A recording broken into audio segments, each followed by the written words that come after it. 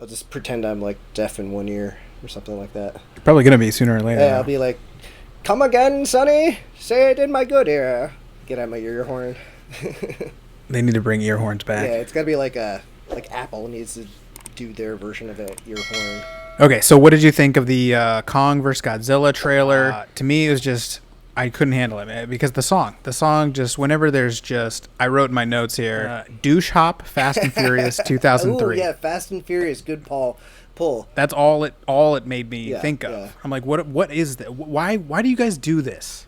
I mean, why do you put just the shittiest like 2001 Fast and the Furious 18 soundtrack in this? You could have picked anything. Just don't put any music to it. Just a monkey ape slamming his fist into a lizard creature.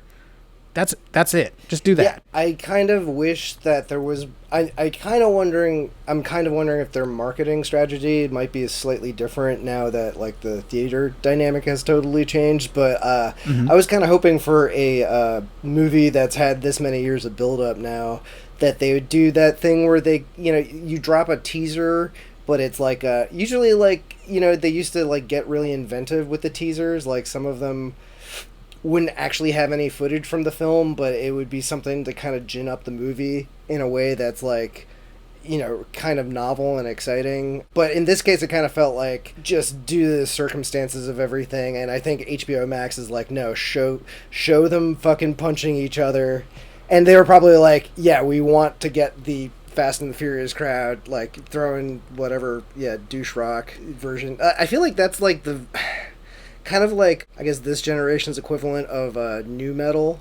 You know what I mean? But it's a like, I had to Google, I had to find the song. I won't even say it.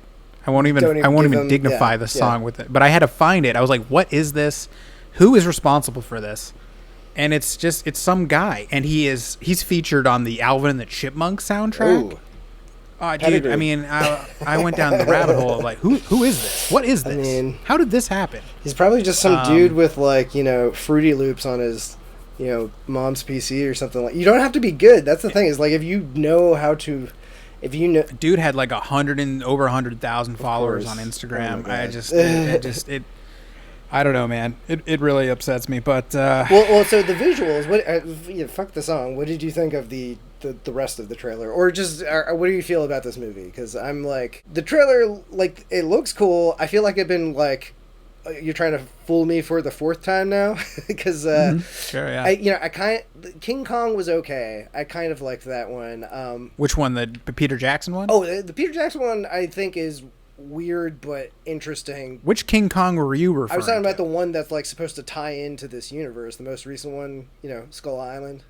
Okay, Skull Island by the Jordan Vogt Roberts guy. Yeah, so like Peter Jackson is like apparently like I guess like they're like, forget Peter Jackson, like, all the ones that they've done in the last 5 years are they retconned it. Yeah, or it's just like another, this is like their attempt at a cinematic universe, so they're like not even gonna like mention it, I assume. And like I think the thing they kept on like pitching, like the whole reason that they made King Kong bigger in his movie or whatever, and like they said the whole reason is like they needed to make King Kong way bigger so it would make sense, like him fighting Godzilla and everything like that. But my biggest problem with all these movies, once again to a lesser degree in the King Kong movie, but definitely in the Godzilla movies, is like man, it's like you fill these movies with all these big often really talented movie stars, and it's just like, I don't give a shit about them. Like, I just want the whole movie to be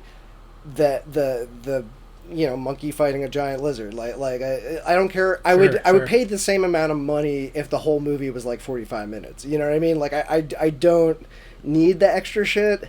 But the thing is, I'm also not the actual fan base for Godzilla. Like, I've seen some of the Godzilla movies and I kind of like them, but I'm not, like, they should be appealing to the Godzilla fan base who like eat all that shit up. And from what I understand, they're kind of, like in the original ones, like, except for the original, like the first Godzilla, like the human characters are almost like afterthought. Oh yeah, they're horrible. Yeah, like I've seen quite a few Godzilla movies, and yeah. Did you see horrible. The one I really did want to see was the recent Japanese one, the Shin Godzilla. Like I've heard, Yeah, like I've still not seen it. Yeah, but it's hated. Oh is yeah, it? Well, I heard I heard it's an interesting take because it's like more of like a, it's less about Godzilla and more like Japanese government bureaucracy. It's supposed to basically be about like Fukushima and like all that sort of stuff. So, but I have not seen it at all. All I know is that it's widely hated and that some people like the design of Godzilla in that movie. Some people absolutely hate it,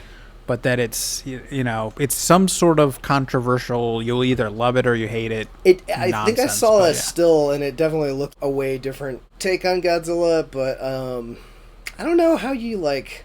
It's definitely harder and harder to translate that character that is so innately a guy in a rubber suit into, that was like, I think they've gotten better with it, or maybe that it's been good and I just needed time to adjust to it. But I definitely felt like with the first Bryan Cranston Godzilla, like they did an amazing job with the effects and it looked beautiful, but it's just like Godzilla looks like a plumber. Like, like when he's coming out of the water, he looks like he's just like, it's another day on the job, crushing buildings. Like he looks like he's like just like a fat guy who's kind of dejectedly like lumbering around slowly and everything like that. But that's part of the charm. So like the fact that they can kind of capture that is kind of fun. And I wish the thing I liked about the King Kong one is it took itself a little less seriously. Like, like it was kind of tongue-in-cheek, and I wouldn't ask for all of them to be like that, but I feel like the Godzilla movies, the first one was way too serious, and that was the one with Cranston, but who was the director from Monsters and the Star Wars and Rogue One director guy? I'm totally blanking on his name. I'm talking about. But and I feel like aside from Monsters, I haven't really been super into most of those movies. I don't think he's gotten to do a whole lot. Yeah, and even the ones that he got to do, I don't think the Star Wars one worked out that well because, like, that was one who famously was locked out of the directors of the editing room. Right. We talked about Tony Gilroy basically got or just came in and took over for him or something. Yeah, Tony Gilroy, and like I feel like Tony Gilroy is like the guy you call when shit's like hitting the fan to like save your movies. So that probably it obviously could have turned out worse because it sounds like the Star Wars movies are wrought with production hell. But oh yeah, well this movie has been around since 2015 and it's being directed by Adam Wingard, who also did You're Next, which was good, The Guest, which I never saw, and then he did the horrible Netflix Death Note. Yeah, and Adam Wingard is one of those guys because of You're Next, which I think is a great movie, and The Guest is actually a pretty good movie too. Did you watch Outcast? He did the. Did you ever read those comics? He did Outcast. No. I think it had like one season on HBO or Showtime. No, I don't think I even heard of that. Oh, okay. It's a semi decent comic series. Okay. Give it a check out. But who do you think really directed this one? Because Adam Wingard, after seeing Death Note, I got to imagine. Well, I just can't picture him. Someone came in. The one thing with Adam Wingard is like I got so excited for his career, and he did like Blair Witch too, or something. Right? Like his last 5 movies have not really impressed me that much. But Adam Wingard, like he's like one of those dudes that's always attached to interesting projects. Like he's always in that circle of filmmakers that were doing interesting things, like the guys that were doing those like VHS short films for those horror movies, horror anthologies and stuff like that. Like he did one. Is he the one who did the date rape one? He did The Eye, and then he did the wraparound story for the first. He did the wraparound story for the first VHS, which I think sucked and was one of the weakest parts of it. And then he did the story about the guy that got the somebody else's eye, and the entire thing is from the perspective of the eye in the second VHS, which was okay, but like still like he's usually the weakest or one of the weaker people, but he always seems like he's in that same conversation with filmmakers, kind of not to the same degree, but like how Mick Garris was always mentioned in the same conversation with like Sam Raimi and everything like that, and Mick Garris just fucking sucks. Like I feel like he's one of those guys that is like you know, he's in the same crew and he's like friends with people and like everything like that, but like, he might not, at least as far as I've seen, I have, and I don't mean to rag on the guy, he's still pretty talented, but I started becoming less optimistic, and when they announced he was directing, I was like, okay. Like, I have not been like super jazzed about this whole series in general, because it's just like, I think after the first Godzilla, and once again, to a lesser degree, the King Kong movie, like, you know, I stopped getting super jazzed about it, because like all the interesting stuff just comes down to, do the effects look cool, because everything else is like kind of secondary, and I think how well that works depends on the movie itself, you know, and also just how much shit that is not Godzilla is there in the movie, because that is always the thing that's the like, I don't care about the shadowy government organization trying to figure out what's up with God. I don't care. I don't care. And that was the Michael Dougherty one. The second one, I watched parts of that on a plane. I still have not been able to make it. It looked, you know, it's weird because it felt like they tried to go a little cheesier with it than the first one, but it just really felt like a bunch of people like talking in front of green screens. Like the human characters were so not in the same space with the monsters. I guess that's the thing that pisses me off about it, and that's kind of one of my problems sometimes to a degree with, you know, you always have to make the giant monster bigger and bigger, because like, you know, we've seen giant monsters before and everything like that, but like you hit a certain point where like if you have human characters, they're so small, like what sort of impact can they have on this hulking god beast, you know what I mean? Like it just starts to become it kind of becomes like, you know, like what can you do? It probably just kind of falls into the same formulas over and over again, which is why I'm like, I'm somewhat excited for this Godzilla versus King Kong movie, but I'm just like, unless they really do something different, I have a hard time seeing it's not being that again. And but hopefully, like, you know, maybe, who knows, like maybe, like, you know, if I give Adam Wingard the benefit of the doubt, if it just goes like, tries to go like hit the ground running and try not to like get too bogged down with all this like fucking just MacGuffins and all this other shit, like it'd be nice to just get right to the giant monsters fighting each other, then I might be a little bit more on board, but I just have a hard time picturing that. Like, I'm looking at the trailer, I can already tell, like, the little girl's gonna play a part, something's controlling Godzilla, there's more of this shadowy organization and everything like that. And they have so many talented actors working in these movies. Like, it's crazy how many, like, Oscar winners and shit like that do these movies for, like, just, like, I guess it's a good payday, and you pretty much, once again, just sit on a sound stage and, like, you know, prattle off bullshit dialogue about, you know... Who's the actress in this one? She goes, "It's Godzilla." Yeah. How many takes do you think it took her to like nail one where she's not just like laughing? I mean, how many takes? I'm not. But anyway, I can't keep them straight. Like, I can't, like, to me, they were kind of close together. They were within about a year and a half, right? Skull Island.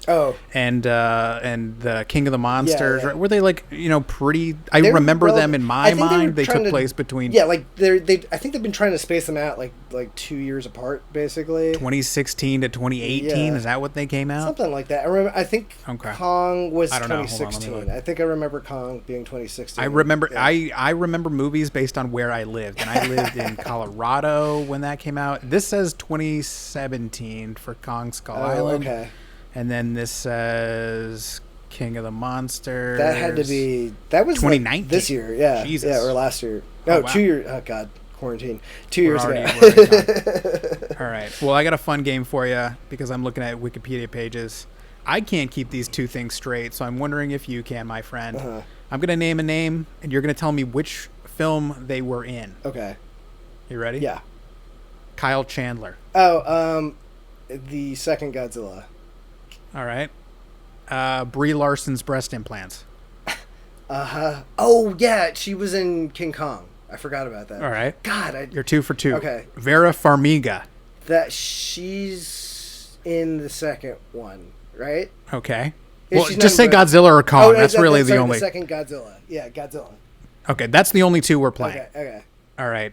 John Goodman. Oh, Kong. Tom Hiddleston. Kong. This is actually Sally Hawkins. Sally Hawkins. Oh, give me a sec. Godzilla. Right? Did I say Samuel L. Jackson? No. Yeah. Kong. Yeah, the Kong cast is stacked. Zhang Ziyi. Oh, I think she was in the second Godzilla, right? She's the chick from Crouching Tiger, right? Stranger Things girl, you know her. She's got to be in the Godzilla. Yeah, she was all over the trailer.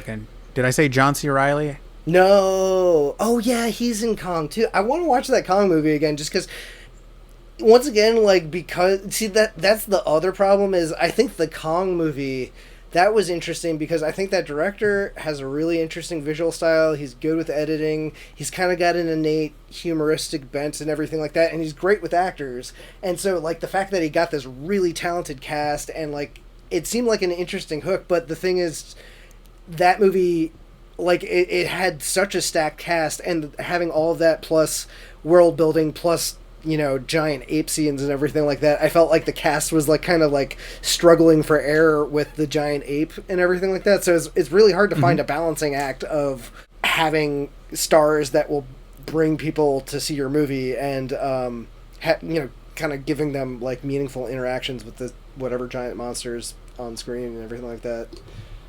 Like all that humans are for is to just explain what's going on, right? Like that's literally what I feel like I don't need you to explain, I know, my man. but I guess I need to be explained why you're putting my man on a ship and chaining him down. I would love to see you explain how you manage that without some, like, knockout gas bullshit or something. You know what I mean? Like, I don't want to know about that. I'm sure it's something. Yeah, like you can't do anything except gas or like trank. I don't think you couldn't trank anything that big. Like the trank dart would be like the size of like a house or something like that. Well, did you?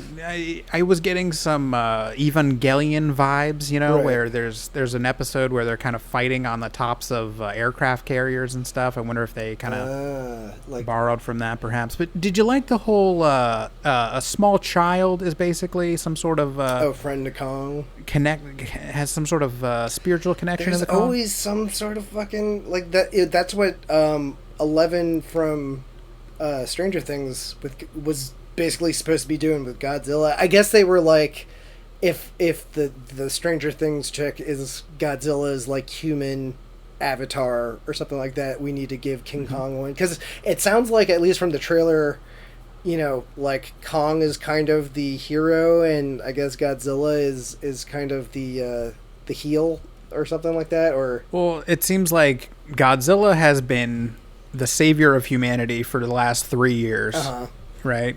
And then now he's destroying shit, and now we've gone to go get Kong to see if we can get Kong to replace Godzilla. So it's got to be some sort of mind control shit, right? It's got to be some sort of you know, there's always the fucking like, we have a homing beacon that like they're attracted to, or some sort of you know, it's so. I almost wish they had a scene where it's like the scientist is explaining the backstory, and then they just like sigh, and they're like, "You don't care," you know, like when Leonardo DiCaprio. That's why I like Pacific Rim, where I feel like Pacific Rim didn't spend a whole lot of time trying to explain what was happening. They just kind of showed you. They did one info dump in the first 10 minutes, and then everything else is like, okay, now this is the world we're in, and I think.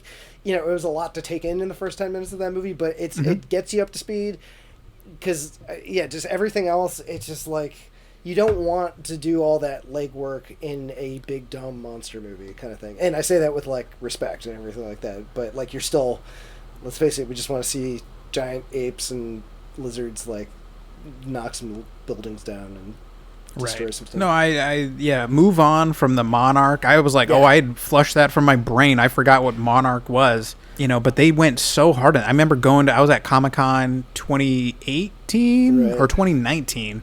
I don't know. I think I went the last 2 years, but they like before the unpleasantness. Right.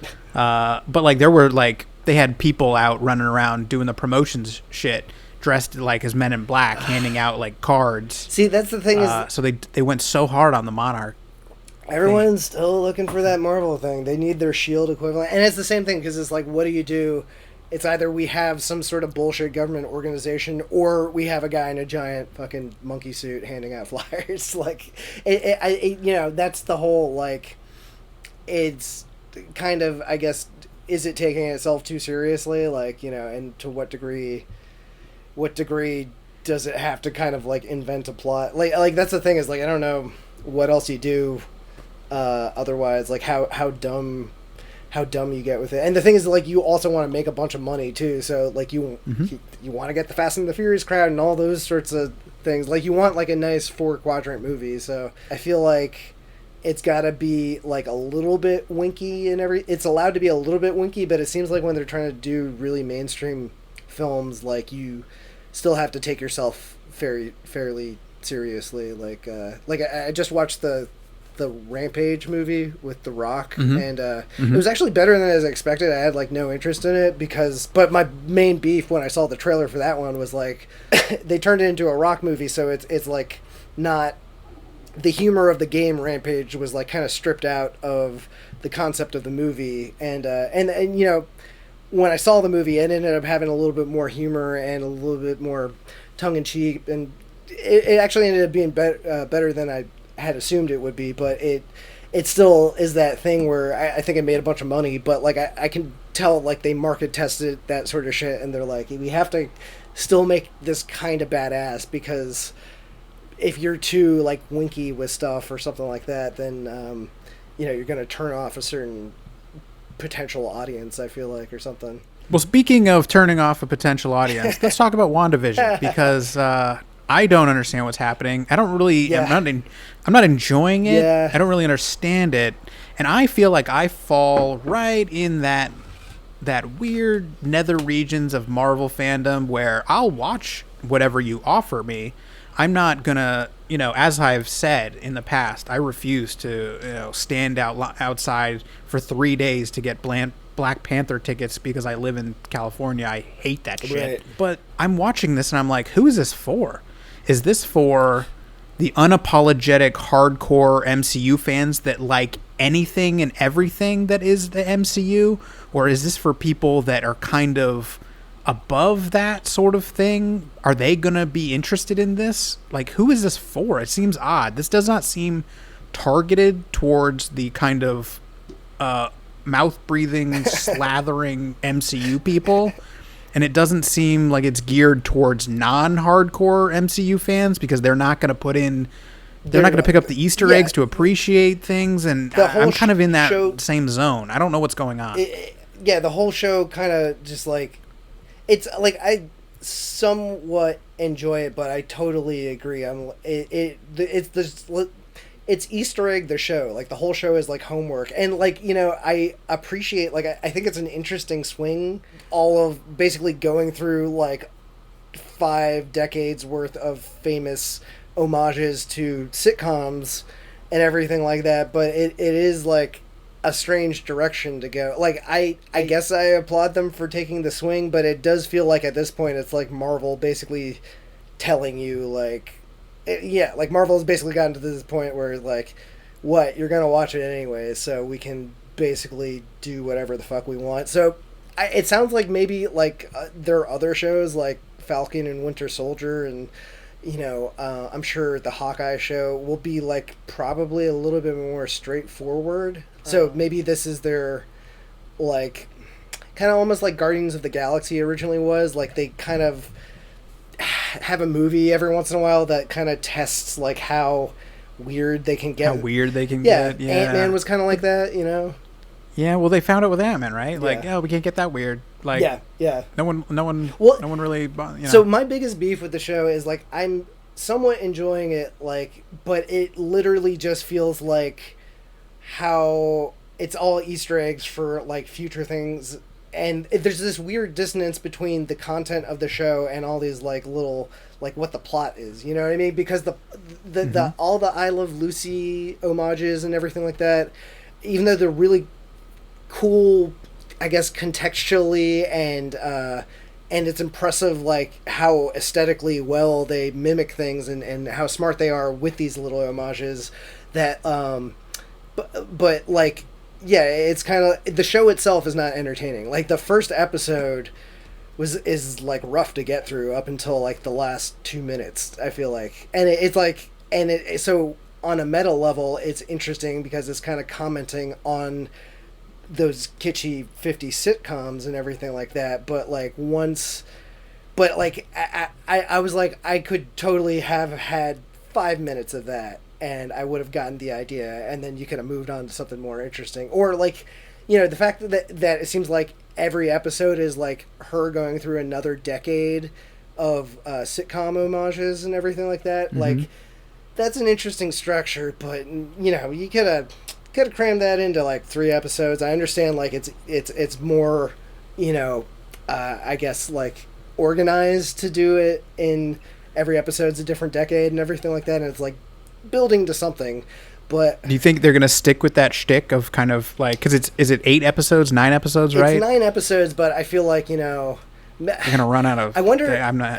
Where's my math? But yeah. You know, the people always are like, the 2000s and the 2010s don't have an identity. You know what I mean? Like nobody has anything they really. I guess maybe the 2000s at this point. Like, you know, I guess the 2000s might be starting to have nostalgia factors in them and everything like that. But yeah.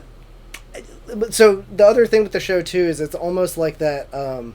Like the big thing everyone's been saying with these Marvel shows is like, oh hey, like, you know, all these Marvel movies have basically been in what is in the comics, like basically the event series, like the things that tied together all the other comics that you know, brought together Spider-Man and the X-Men and everything like that, so you could get more readership. And they always have to be big and bombastic, but like, you know, these shows are supposed to be like the smaller scale stories where you can really build an arc and like, you know, have kind of weirder or more intimate stories, which is very cool.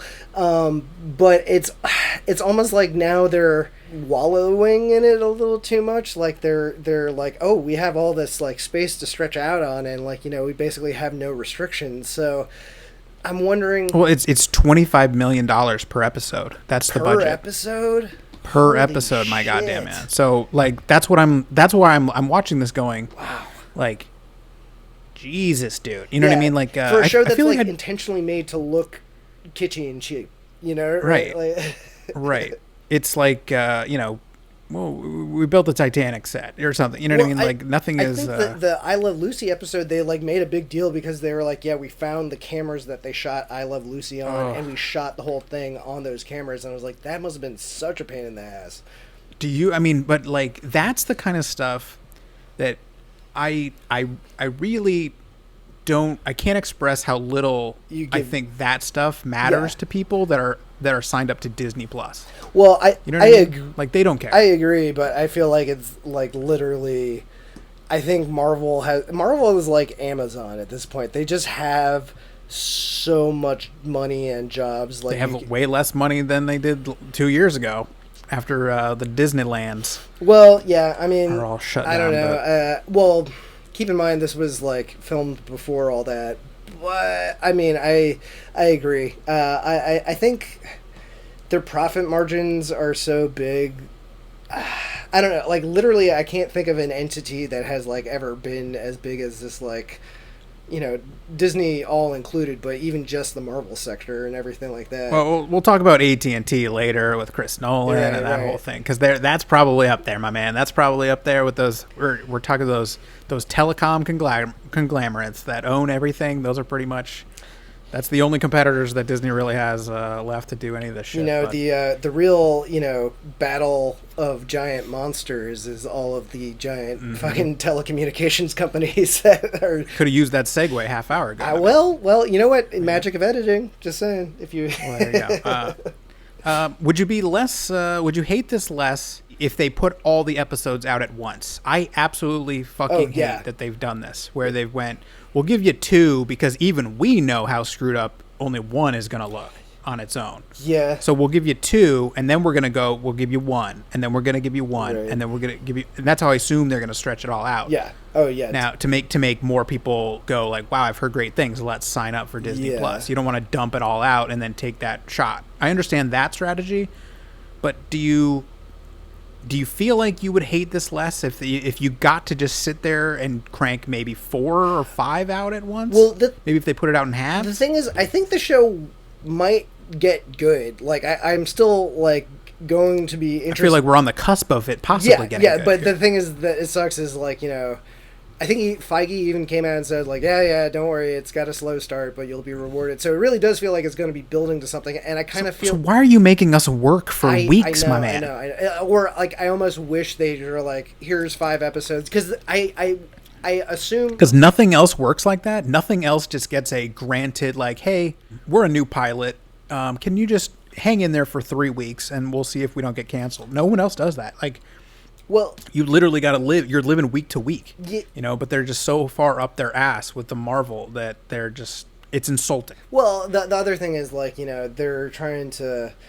The fact of the matter is, they like I really think it's like they're like we got these audiences by the tail. They will gobble it. Like they could literally just have like the next Marvel Avengers movie could be Spider-Man shitting in a bag and rubbing it all over the camera, and like people would love it. Like I hate that. Yeah. As a dude who loves Star Wars, believe me, I will. Did we go see a movie which one did we see? Which have we seen together? We saw the like episode 7, I think, like back when you were still living here and everything like that, but I'm trying to remember but I remember distinctly going, I hate that movie. I hated this. This was horrible. I don't have. And then our friend who we've had on the podcast and we've talked about Last Jedi with my buddy Damon Martin, it took him a while for the rosy stink to like leave his vision, but he was like, yeah, you know what, that movie did suck. And I was like, yeah, I knew instantly it sucked. At least you enjoyed a new fun Star Wars movie for like 6 months. Right. And it was only until then that he went back and he was like, oh yeah, it does suck. But yeah, I hate that properties just kind of have that gravitas that they can just get away with just being just so incredibly, It's like fucking. It's almost like a like cult. Like it's that Jonestown. Right. Well, it's like people hate Tarantino. Like the people that didn't like the Tarantino movie. Oh, what was it called? Once Upon a Time in Hollywood. Once Upon a. They were like, oh, Tarantino, we get it, bro. Fuck, it's just so up Tarantino's ass. It's like, yeah, well, this is if he can do it, I guess everyone can. But. Yeah, I mean, but so like, look, they do their thing and they do it well, and like, they are rewarding like the fans of the comics who like made them back in the day. You're a fan of the comics. I'm not that. We're getting the shit they're doing in WandaVision. Like, I've read like I kind of can. Did you read House of M? I read House of M and everything. I read House of M, but the whole Agatha. Mm-hmm. I think that's all like early '80s Chris Claremont thing. Like I remember her character. Where were you on that, bro? Dude, I see. You're my man on the inside. I'm not reading these comics. You know what I mean? Dude, do you still have a Marvel Plus account? No. I got rid of that and DC a while ago. I just gotta, you can't have all the subscriptions to everything, man. Gotta pick and choose. All right. Well, we'll send you back out there in the ether. Next week we want to report on. Tell me about Wanda's kids and what are they called? Mephisto, and I want to know everything, man. You know what I mean? Yeah. I don't want to read them, but I want you to just be able to explain them to me. Yeah. Well, I feel like that's kind of what. It's almost like they need to hand out like just cliff notes for all these movies. Then why are we doing this? I know. Well, that's the thing is like I don't want to watch IGN to understand what the fuck I'm watching. Yeah, no. You know what I mean? Like, who is this for? Is this for? You literally need to work at Nerdist to appreciate this. And then meanwhile, you go over to Rotten Tomatoes and every idiot is like, yeah, incredible, breathtaking. This is incredible. Yeah. It's like, you don't understand what's happening, though. How is it incredible, though? Yeah, it's definitely like, I mean, it's very clear they're doing something weird and different, and I think people are really excited about that because they get really excited about Marvel movies and the fact that I feel like, is it because of the drought? Probably. Right? I mean, yeah, that's the thing. What are we at? 2 years? I don't know, like over a year. When was the last one? When the fuck is Black Widow coming out though? Like, is that it's ever? Never coming like, out. I think that's just gonna be Yeah, on the No, horizon. I'll see it on forever. Disney Play 2022 or something. I don't know. It- They'll have to re-digitally age. Scarlett Johansson will be Yeah, 48 years old. it's just a movie that doesn't exist. It's just a trailer that they will never release or whatever. Well, there you go. I mean, it looks cool. I'll give him that. Yeah. You know, Matt Shackman. He's the main director. He's done things such as It's Always Sunny in Philadelphia, Fargo, Game of Thrones. Ever heard of those? Oh yeah. Yeah, a few of those. But so he's doing it. You know. I mean, And then the woman that is the showrunner, is she doing Captain Marvel, Miss Marvel? She's doing something. I don't know. I mean, there's definitely looks a lot of cool, I talent, guess. and like I like, you know, I think it's still a smart show, even if it's like a lot of the stuff is, you know, once again, like maybe they're just like, hey, we want to appeal to a narrower. You know, I feel like they're doing all this like kind of market research It's every the time. narrowest. Well, like I think they're trying to figure out how much work their fan base is willing to do if they get weird. You know what I mean? Like before, because I don't think much, because Ash made it 7 minutes And into the she was- first episode without getting back on Instagram. Yeah, and I think same thing with Ross. Ross was like, "Man, this show's got to pick up soon," and I don't blame him because I'm kind of interested in this stuff, but yeah, I mean, like, you know, fucking grandma's not gonna give a shit about any of the sword I feel or like this whatever. was made for comic book guy Yeah. and his most loyalist of customers. Yeah, You know what I totally. mean? And then I've never seen, man, I follow every single cool nerd, hipster, IGN, Nerdist, heavy spoiler. I follow all of those YouTube channels, and I've never seen as much content Oh, yeah. of this I think WandaVision that's- episode 1 I explained think that's Easter the eggs, 70 thing. things you didn't know. Dude, I think that's the thing. I think this show is like, I was like kind of joking about it, but it's like Easter egg the show. Like, I think they want to see how much, and if you think about it, this is the thing that's like kicking off like all of whatever the fuck they're going to be doing for the next 10 years. So I feel like it's just like, okay, we're just going to kind of lay the groundwork for a lot of the things that are going to be coming into play later. But see, the big difference between now and like when they were doing it the first go around, like back in the, you know, 2010s and everything like that, it was like quainter back then. Like now they're like, and like now they're going to have to incorporate the X-Men, Fantastic Four, and they got to get into the multiverse, and they're doing all these things at once. And you know, once again, they got money to pay the best people on the planet to like try to figure out how to put all these things together. But it's a little bit of that like too many cooks feel a little bit like, you know, like I'm curious to see how they balance this giant monster franchise. Like I feel like it's like becoming like that Imagination Land episode of South Park where all the properties are starting to come together and it just starts to turn into this like pretty awesome but also just like grotesquely like all over the place, or like Ready Player One, like, you know, just all the properties are just one big mishmash now. I agree. It kind of takes it away from me a little bit, but we remain hopeful, if nothing else. Yes, we always That have this hope.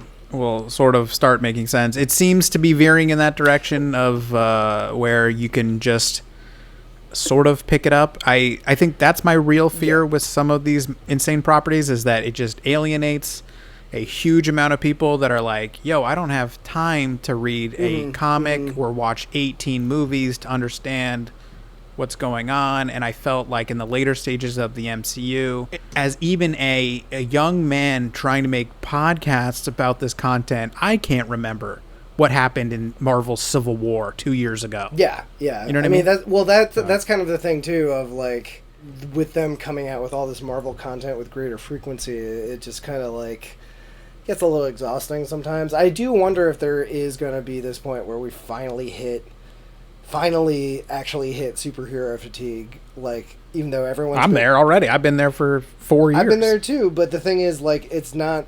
It's kind of like. I was gonna say zombie movies, but no, like superheroes are crazier than that. Like, yeah, it just. I think I haven't read the article yet, but I saw this article the other day that had the title like, "Is there anything left to say in superhero movies?" And the answer is yes. Like, I mean, there's always more to say because like comics have always like, you know, evolved and tried to do different things. But I think Spielberg said, like, look, you know, back in the 60s, cowboy movies were everywhere, and like now, how often do you see a cowboy movie? So, you know, superheroes will have its day too, where I think people get fed up. So I'm curious to see where Marvel will be at like phase 7, like if basically whenever they get Hopefully we're long dead by then. yeah, I mean, yeah, at that point literally every movie is just going to be like a fucking Marvel / Star Wars movie, because that's when they're going to have fucking Star Wars characters in the fucking Marvel universe and everything like that. That's fine. Worlds collide, bro. Yeah. Worlds collide. All right, let's talk about Lockdown. Yes. Because I can't handle anymore. But so this was we both kind of found this video, or a movie rather. We both found this movie almost more interesting in its conception and production than the actual movie itself. Just from our very brief preliminary, like, hey, we want to talk about this. Did you see this? We saw this. Blah blah blah. You know, if you haven't seen it, haven't heard about it, it's about Anne Hathaway. And I can never pronounce his name. I think it's Chiwetel Ejiofor. Chiwetel Ejiofor. I want to say Chiwetel. Yeah. And they play a couple that are kind of distressed, like they're on the outs. It sounds like COVID is the only thing that's keeping them living in the same home together. They live in London. She is the CEO of, she's kind of like a rising star female executive of like a media company, right? It sounds like. And he is basically, you know, kind of working as a delivery man as a result of not being able to get better job opportunities, as a result of a extenuating, long-standing criminal charge where he had a bar fight and sounds like he, you know, really injured someone, you know, for some reason. So that's kind of his situation. He's really depressed. He's not doing well. But basically the entire film kind of stems around her ability and his ability by this weird set of circumstances to basically steal a diamond from Harrods in London that's worth like $3 million. So a lot of the film is the lead up. You know, Ash watching the movie was like, this movie is 2 hours long, and she was like, there's only a half an hour of this film that I actually like cared about. Yeah, you know, like when are they gonna get to the fireworks factory? Yeah. Right. So but you know, listening to, you know, we both, you know, we're talking earlier, we watched a lot of interviews with Doug Liman. He was explaining that, you know, it was like a 180-page script, which would be a 3-hour movie typically, and they had 18 days to shoot. So his direction to Anne Hathaway and Chiwetel, just Chiwetel. I have the dyslexic thing where I always want to put his last name first. Oh no, I totally do the same thing too. So, but his direction to them was, hey, just speak as fast as you can. Yeah. And that comes apart because I saw the movie and then started looking into it. So I didn't know that going in, obviously. But some of my favorite scenes are like long, like the rapid fire back and forths and everything. But not even that. Like there's the dialogue, you know, and we're gonna try to keep it spoiler free. But the monologue, some of the big where Anne Hathaway is kind of revealing a moment where, you know, she's explaining that she started smoking again from the stress of something, and goes on this rant. Yeah, she was incredible. Yeah, it was like one of the, you know, showier parts of the movie. Weirdly, I gotta say, as a actor though, like, man, yeah, like the two of them, you know, obviously just carried the movie. But like, you know, I think on top of just reading this dialogue rapid fire, like they had to put a lot of character into things that they just didn't have time to explain. Like it seems like a very tough balancing act, especially considering the time constraints and COVID constraints and everything like that. And yeah, like, you know, I gotta say, like,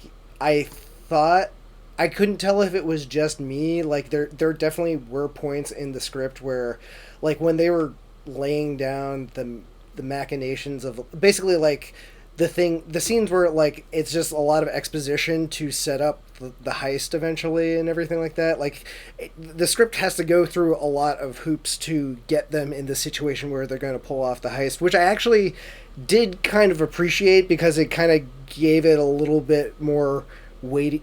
It weighted it in reality in a little bit more of a way, and it wasn't very Ocean's 11. Yeah, and it also, like, I appreciate, like, they felt like real people. Like, that's the thing I did like, is, like, they really figured out these people's backstories and histories, and, like, that's the thing, like, and I like that they didn't kind of just explain everything right away. Like, you're kind of figuring out who these characters are the whole time, so they were the best part, like, the mystery of who they are, and, like, how their relationship went wrong, and, like, who they used to be, and, like, how, like, you can kind of, like the entire time I was watching it, I was, like, kind of trying to construct the narrative in my head of, like, okay, they probably met in, like, 2007, and, like, she moved with him to England, and then he, like, got off heroin and everything, like, but it's so that I really appreciated, but, like, when it came to laying down the actual plot, even though they do some things to try to make those exposition scenes, like,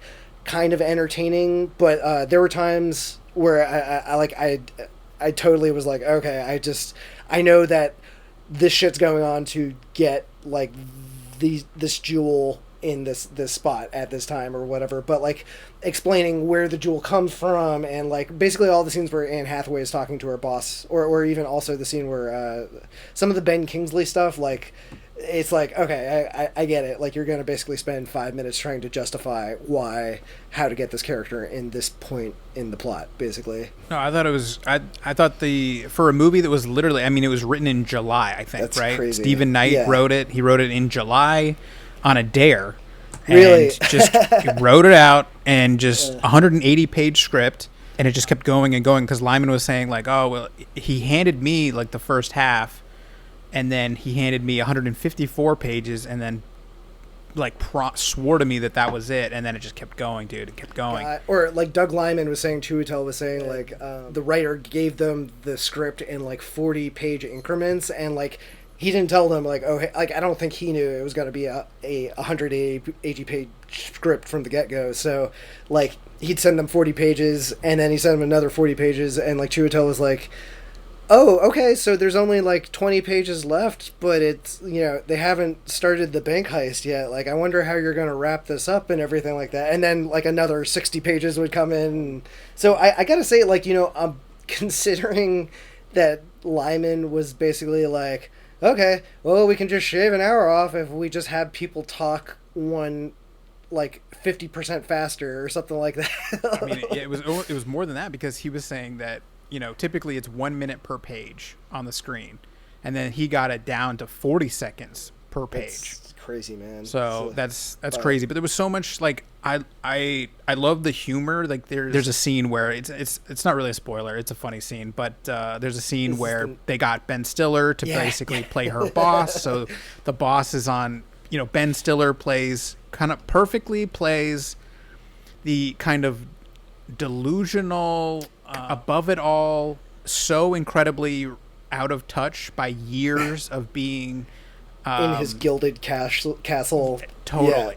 He's, because there's a scene where she basically needs to tell people over Zoom that they've all been let go because of COVID, and she's reporting back to him, and he's like, oh, did you read my goodbye message? And just perfectly plays that insane executive that is super concerned with being nice and polite, but doesn't understand how human beings function any longer.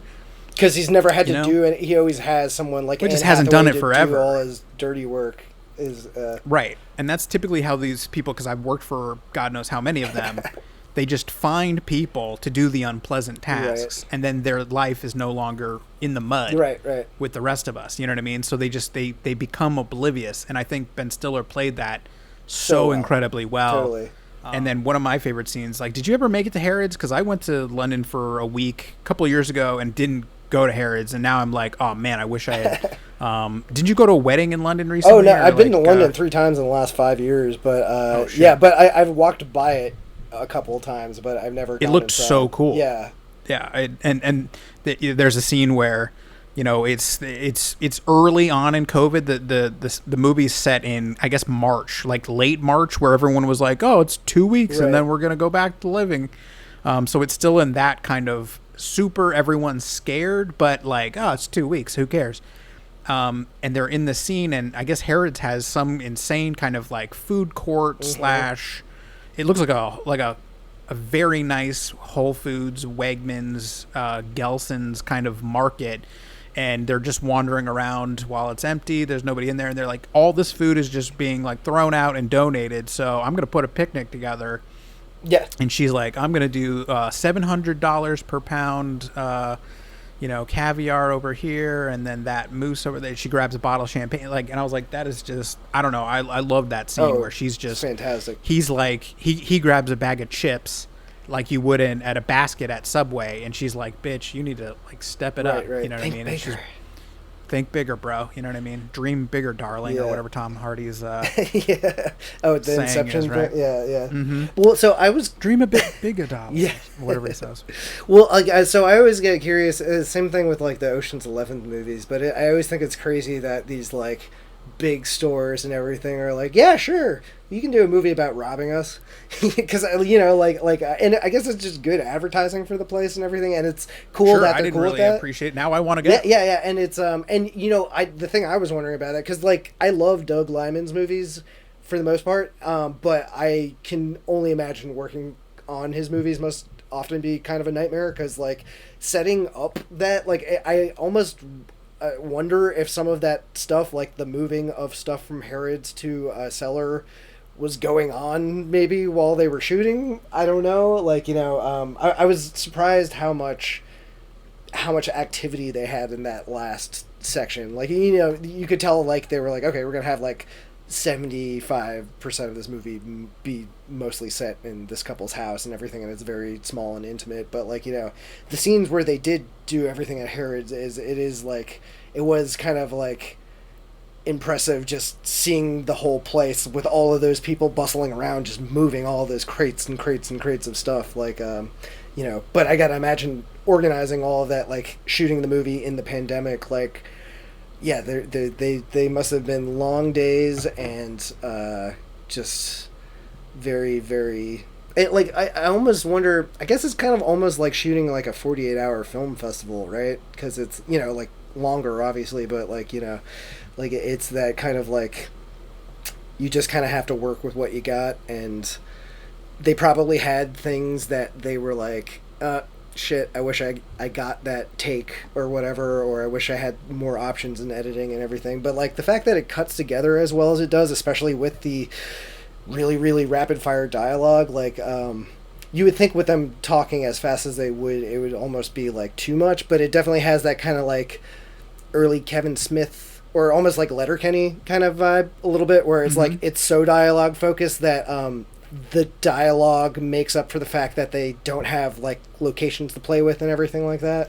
Yeah, I think it was funny because he was saying that, only because of COVID, there's shots where Anne Hathaway's like riding a motorcycle through just a abandoned London at night, and it's really incredibly weird and eerie and gorgeous. Like, we've both been to London at night, and it's one of the most insanely I did Halloween in London once, and it was just insane, right?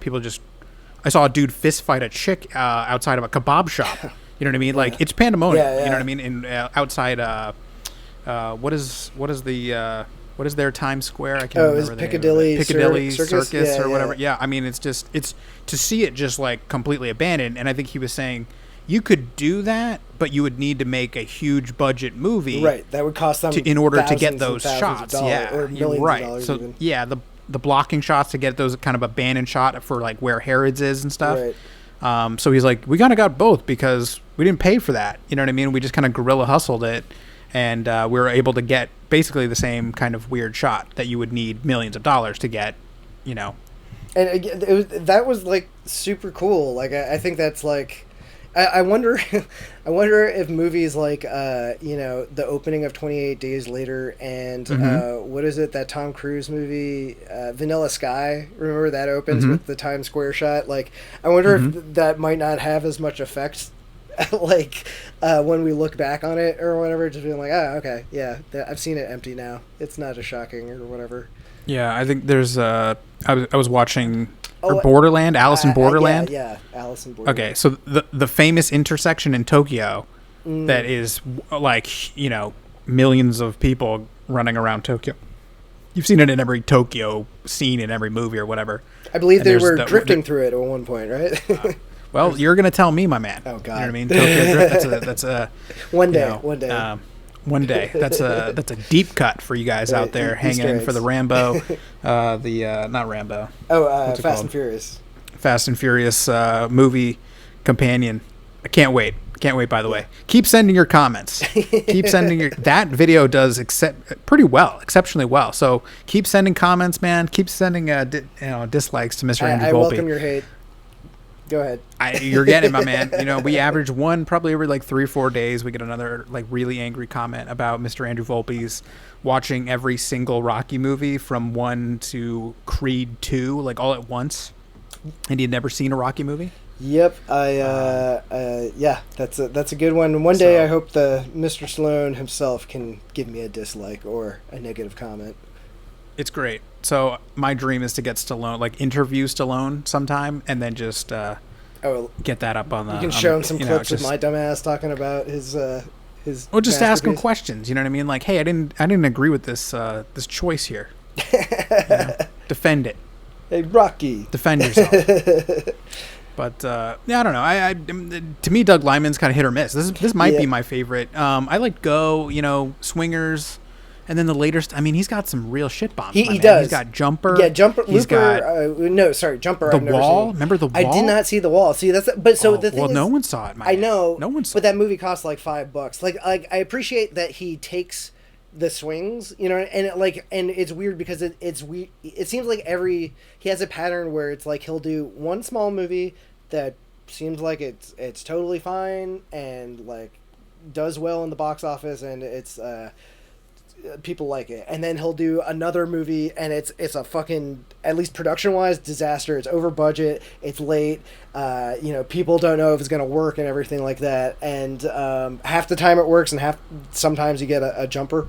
Well, it's like, even he made The Bourne Identity, everyone loved it, but the studio like refused to ever work with him again. That's why they kicked it on to Paul Greengrass.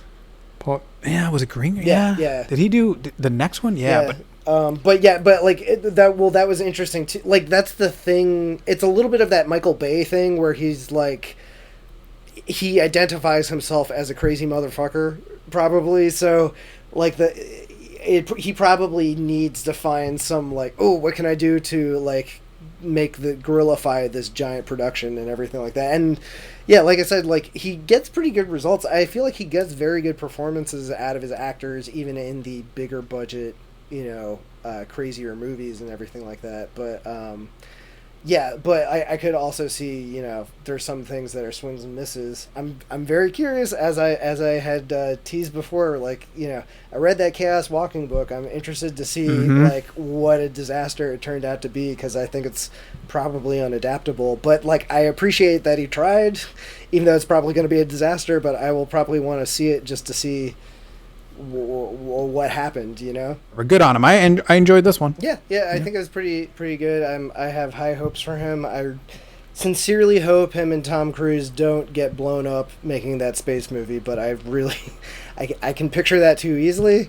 Now, is because I think we watched at least one of the same interviews, and he was kind of alluding to that. Is it going to be a spy thriller where Tom Cruise is some sort of space spy? Maybe, because I saw that interview where he was talking about, he was like pitching, like, apparently this lockdown came about because he was going to a studio pitching a spy franchise for a big star who he did not name pointedly, and then he talked to the writer of it, and the guy that was like jockeying to be the writer, and like while they were talking, they were like, oh, hey, do you want to do a lockdown movie now, basically? So so I think the Tom Cruise one, especially since it's Tom Cruise, Christopher McQuarrie would be the writer. Like, he might be writing it with Lyman or something like that, but I think literally every Tom Cruise project these days has to have Macquarie attached to it, because he's kind of his guy. Like I think even the movies that he doesn't have his name on, like Macquarie does like rewrites on, just because I guess Cruise trusts him. Gotta get paid. Yeah, he's a good, talented guy. Would you rather be Adam Sandler's guy or Tom Cruise's guy? I feel like who has a better guy? I mean, the Adam Sandler guy. If I'm that guy, that's an easy job. But the thing is, Adam Sandler, talk about nepotism. Like, all of his movies are. I'm sure it's the same thing with the writer. Well, probably the same thing with the writers. Like, I feel like he likes to keep his friends employed, which is good of him and everything like that. But might not make for the best quality all the time. Well, I bet Adam Sandler isn't melting down the set, freaking out about getting too close to computer monitors, right? Did you listen to the whole audio of that thing? No. Do you know what I'm talking about? You're talking about Tom Cruise, of course. I mean, you've heard the snippets of Tom Cruise screaming at people? My God. I don't know.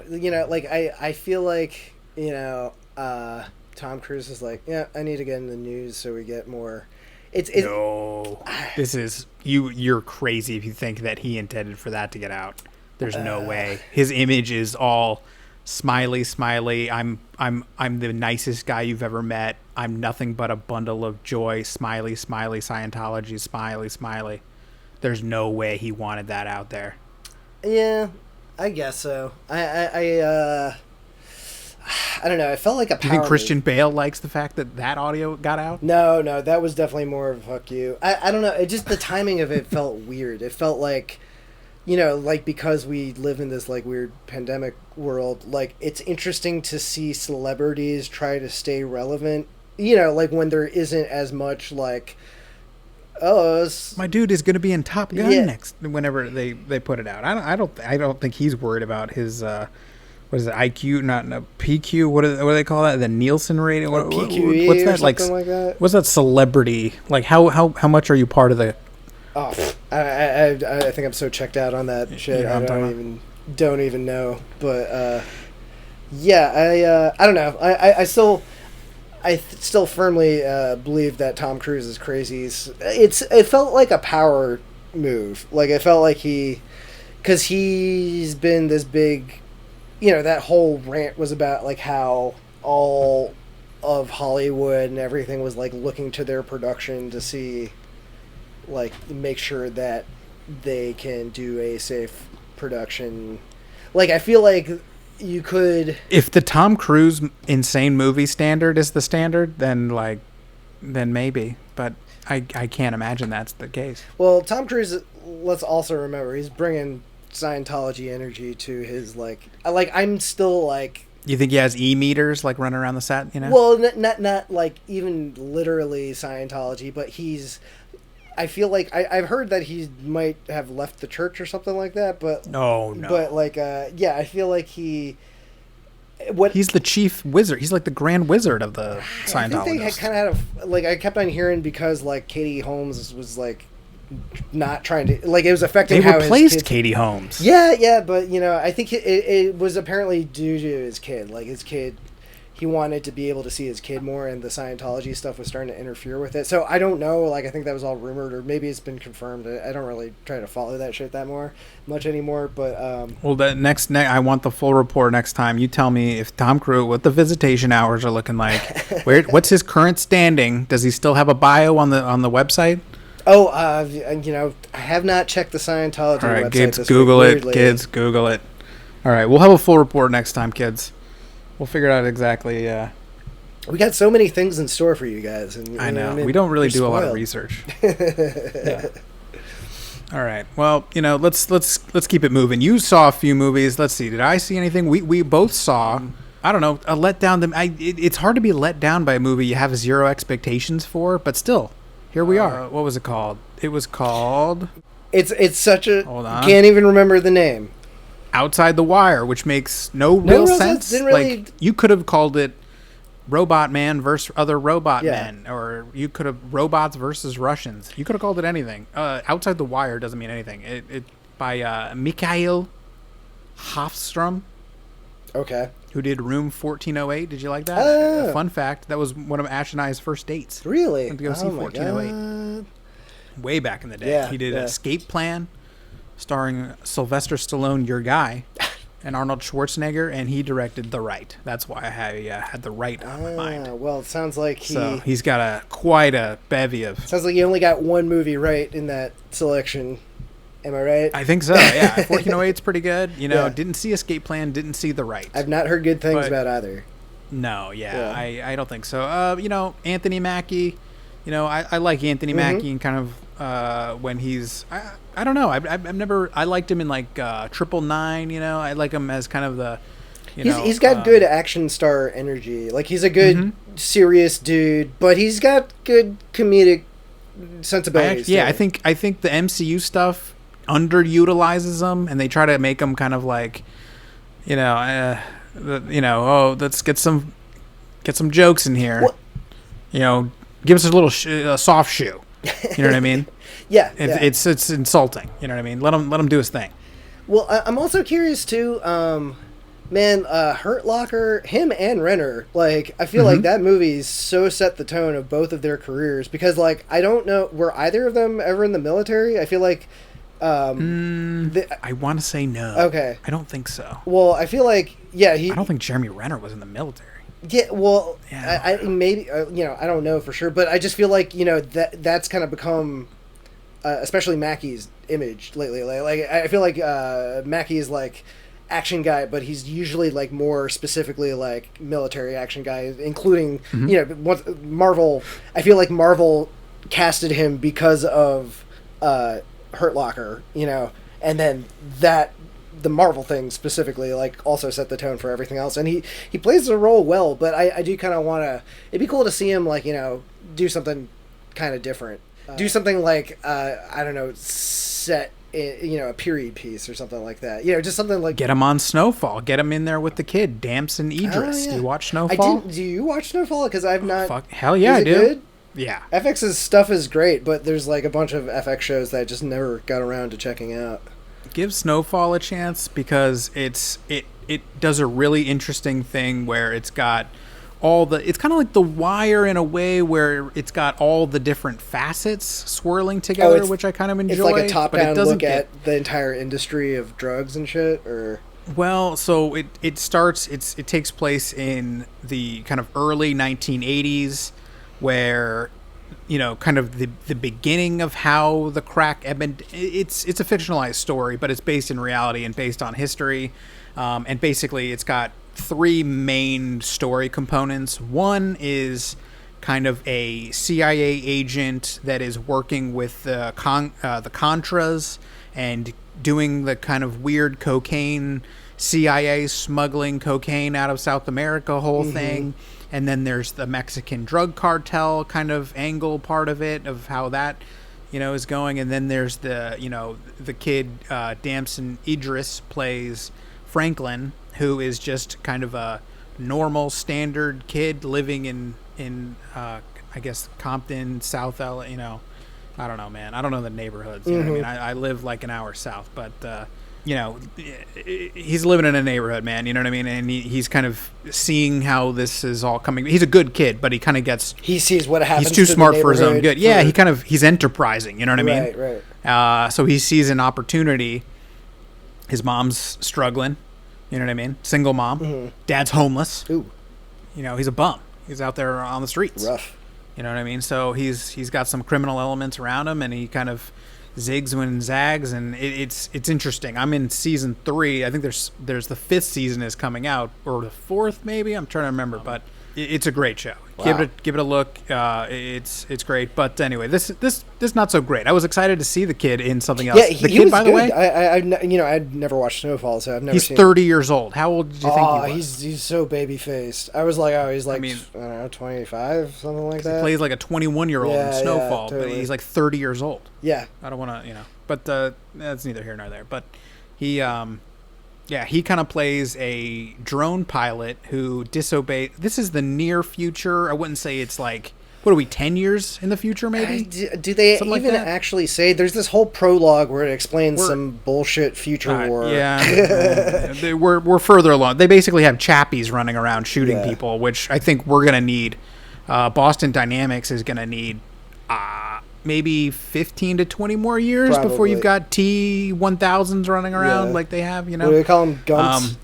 Like, was that a Forrest Gump reference or something like that? I don't know. They didn't look like they ran very fast. They didn't, you know what I mean? I don't know. It's a good name. This is one of those completely pulled the rug out from under me of what I thought I was getting versus what you get, which isn't a bad thing, but it's just so weird. I was just weirdly, angrily confused by the trailer that they put out. What were you expecting? Were you expecting more of that, like, training day? They literally say what the plot is in the trailer, but it's not the actual plot. Oh, so what did they pitch it as?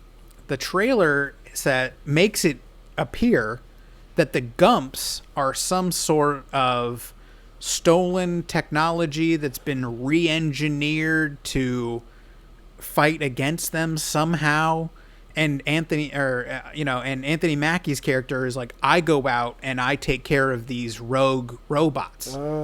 That's the vibe that you get from watching the trailer, and that is not at all the plot. I was going to say, that sounds like a much more interesting movie. Well, that's what I said. So I was like, wait a second, are they just is that not what I'm doing here? Yeah. And in case you haven't seen it, I don't want to. Do you get into it with the whole background? Let's just say Anthony Mackie. He's not all he appears to be. Oh my god! Isn't that in the trailer? I don't know. I think they show now. Listen, we'll get into it a little bit because it's horrible. If it's good, but like good to throw it on. It's terrible. But like he's a semi sort of android / robotic. He's got some. He's more machine now than man. You know what I mean, if you will. He's a little Vader because he's got all kinds of technology and whatnot. So I don't want to get into exactly what that is, but he's interesting basically because he's got roboticness.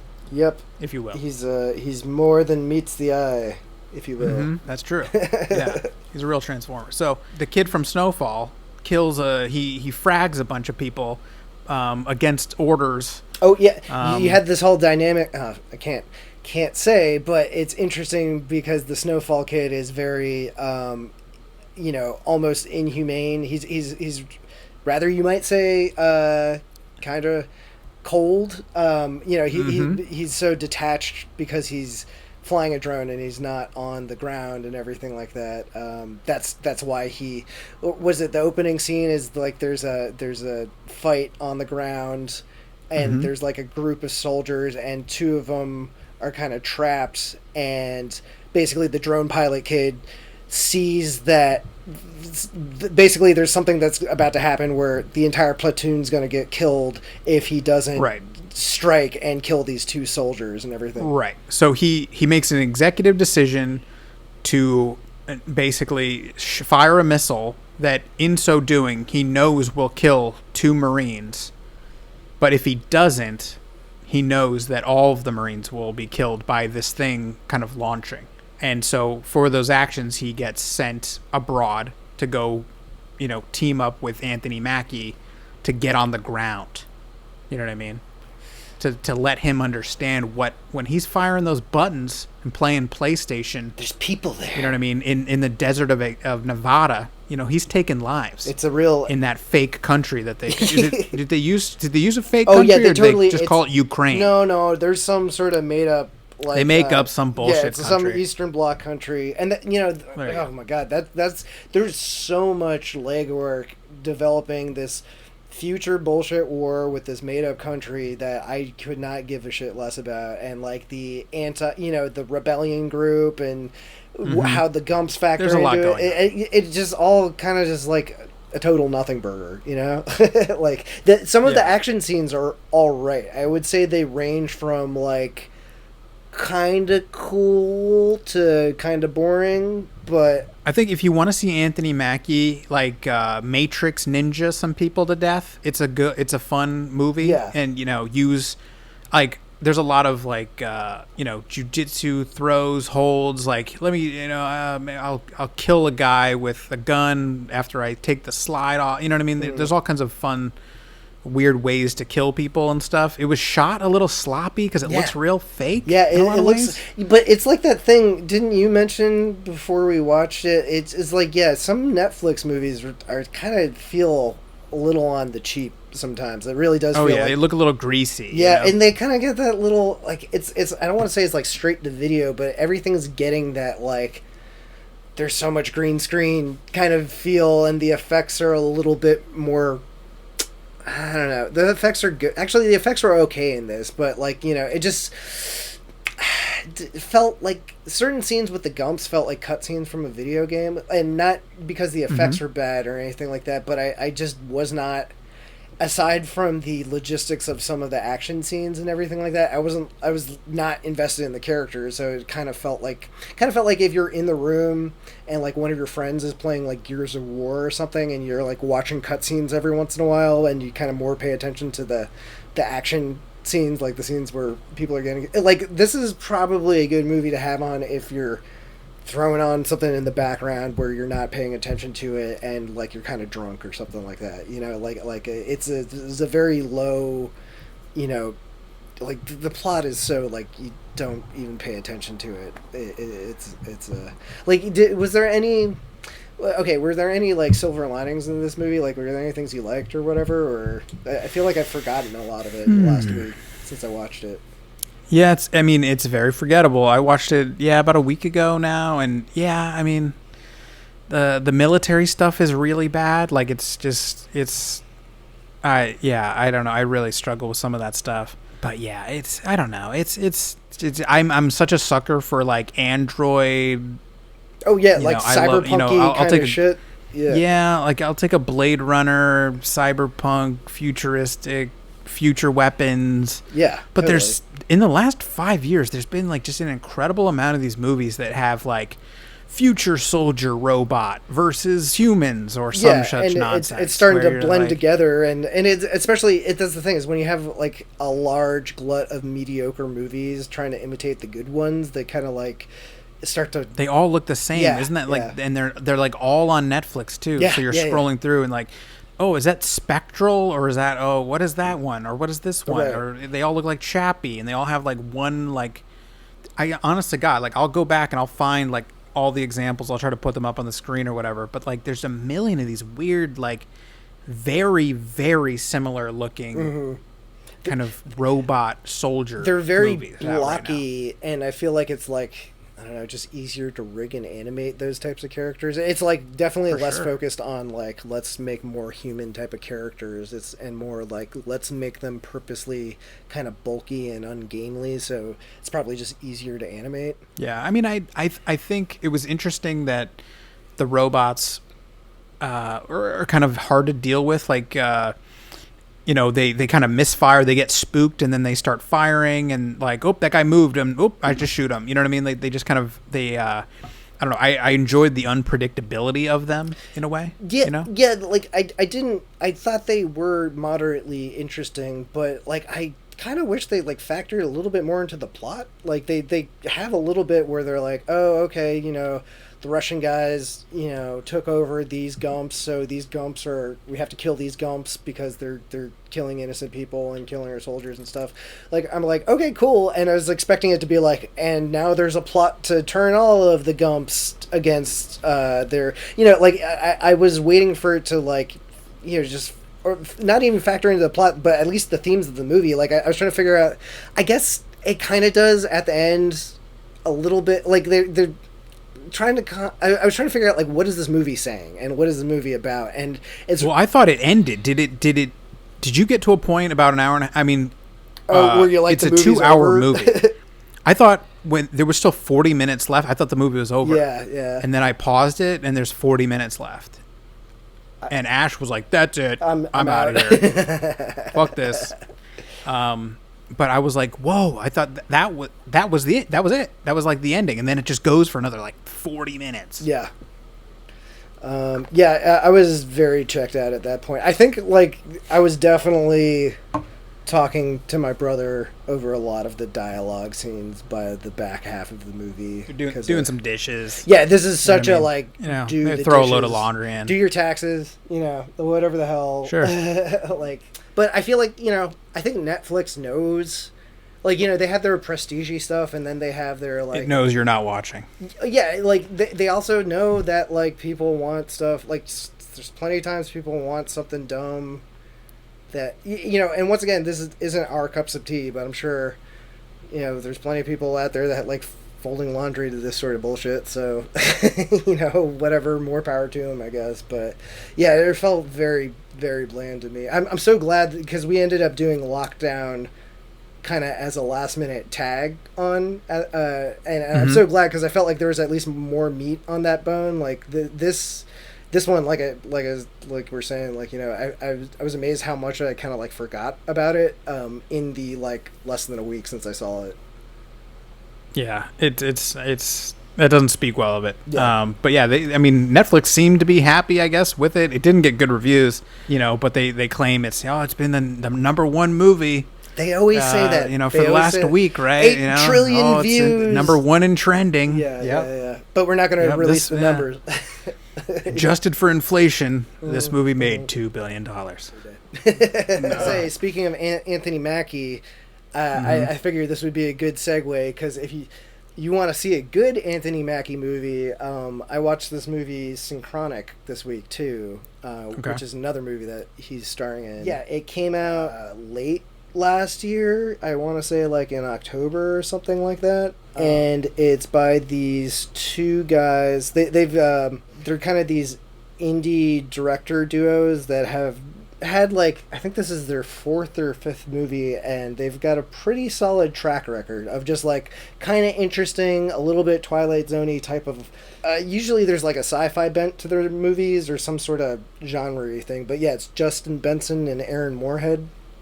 And the movie stars Anthony Mackie and Jamie Dornan, who I guess is the I thought he was somebody. 50 Shades guy, right? Is it okay? Is I thought he was, but yeah, maybe not. I don't know. I'm not. Well, I'm googling him. Let's see here. Oh yeah, totally.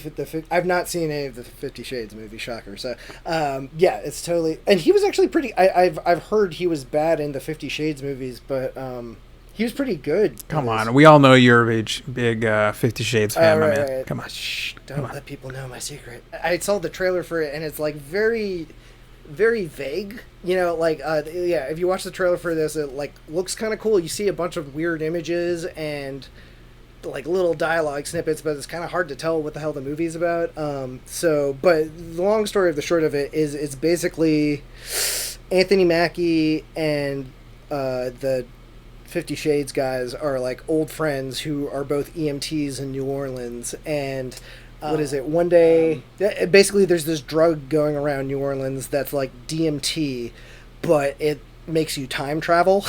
Like it's like DMT, like basically the room around you starts to like fade away, and depending on where you are in the room, you could be sent back to like the Stone Age, or you could be sent back to, you know, colonial times or something like that. And you have kind of no control of what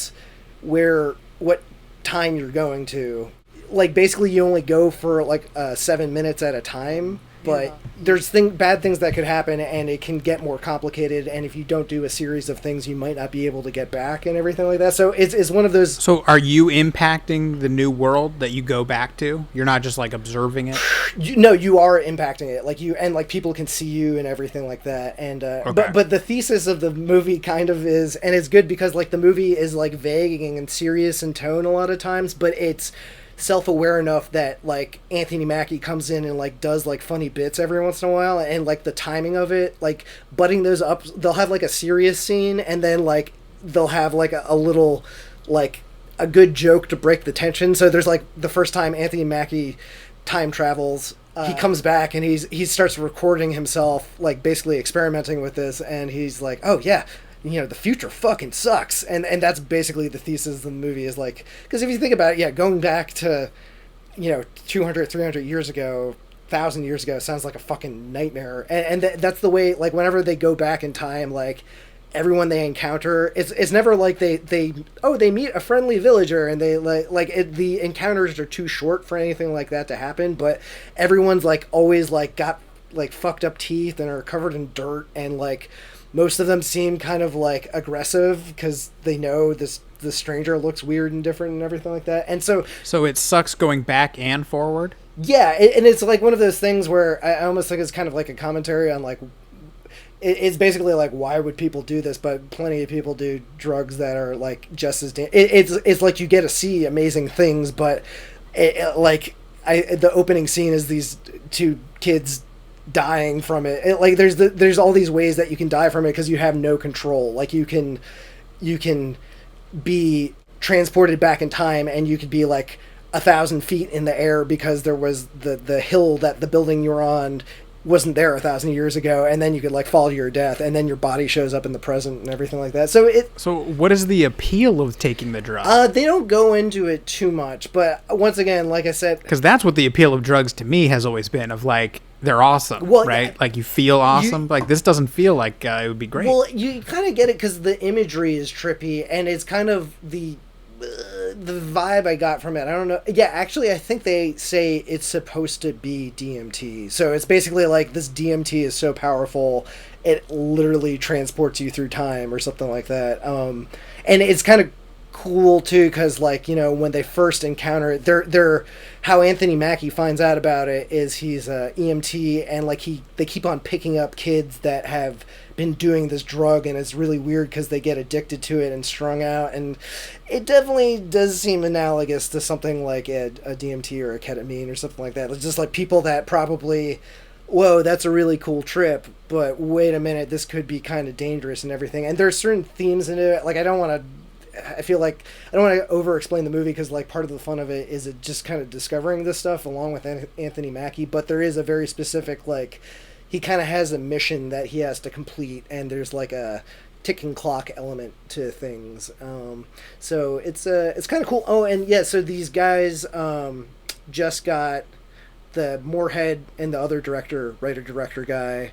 I think Fox was really pleased with them. I guess like working with Anthony Mackie went really well. Not Fox, Marvel was really pleased with them. So they just got the Moon Knight show that's coming out with with what's his name, Poe Dameron, the you know what I'm talking about, the Ex Machina guy. Oscar Isaac. Oscar Isaac, thank you. You know, I was super interested when Oscar Isaac got casted. I'm basically kind of weirdly interested in that show. Like I couldn't give two fucks about Moon Knight, but now I'm like, okay, maybe they can like that seems like something, not to get it back to Marvel, but that seems like the other direction. Everything comes back like a black hole, my man. Yeah. But Ethan Hawke, right, is going to be in Moon Knight, right? He's the villain somehow. Yeah, and Ethan Hawke's been picking good projects lately. Like that seems like it's been Marvel's thing in these new phases, is they get these really hot indie directors, and like, you know, like Chloe Zhao has only done 2 movies, but both of her movies, which I've not seen,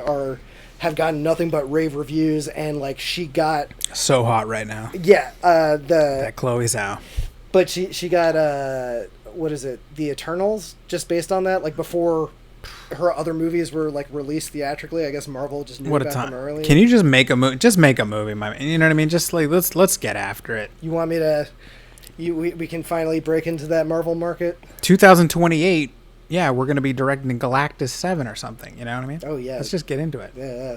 Get in while the iron's, you know, the getting's good. There's not going to be, all the properties are going to be just one thing in like 10 years, so we got to get our hooks in now.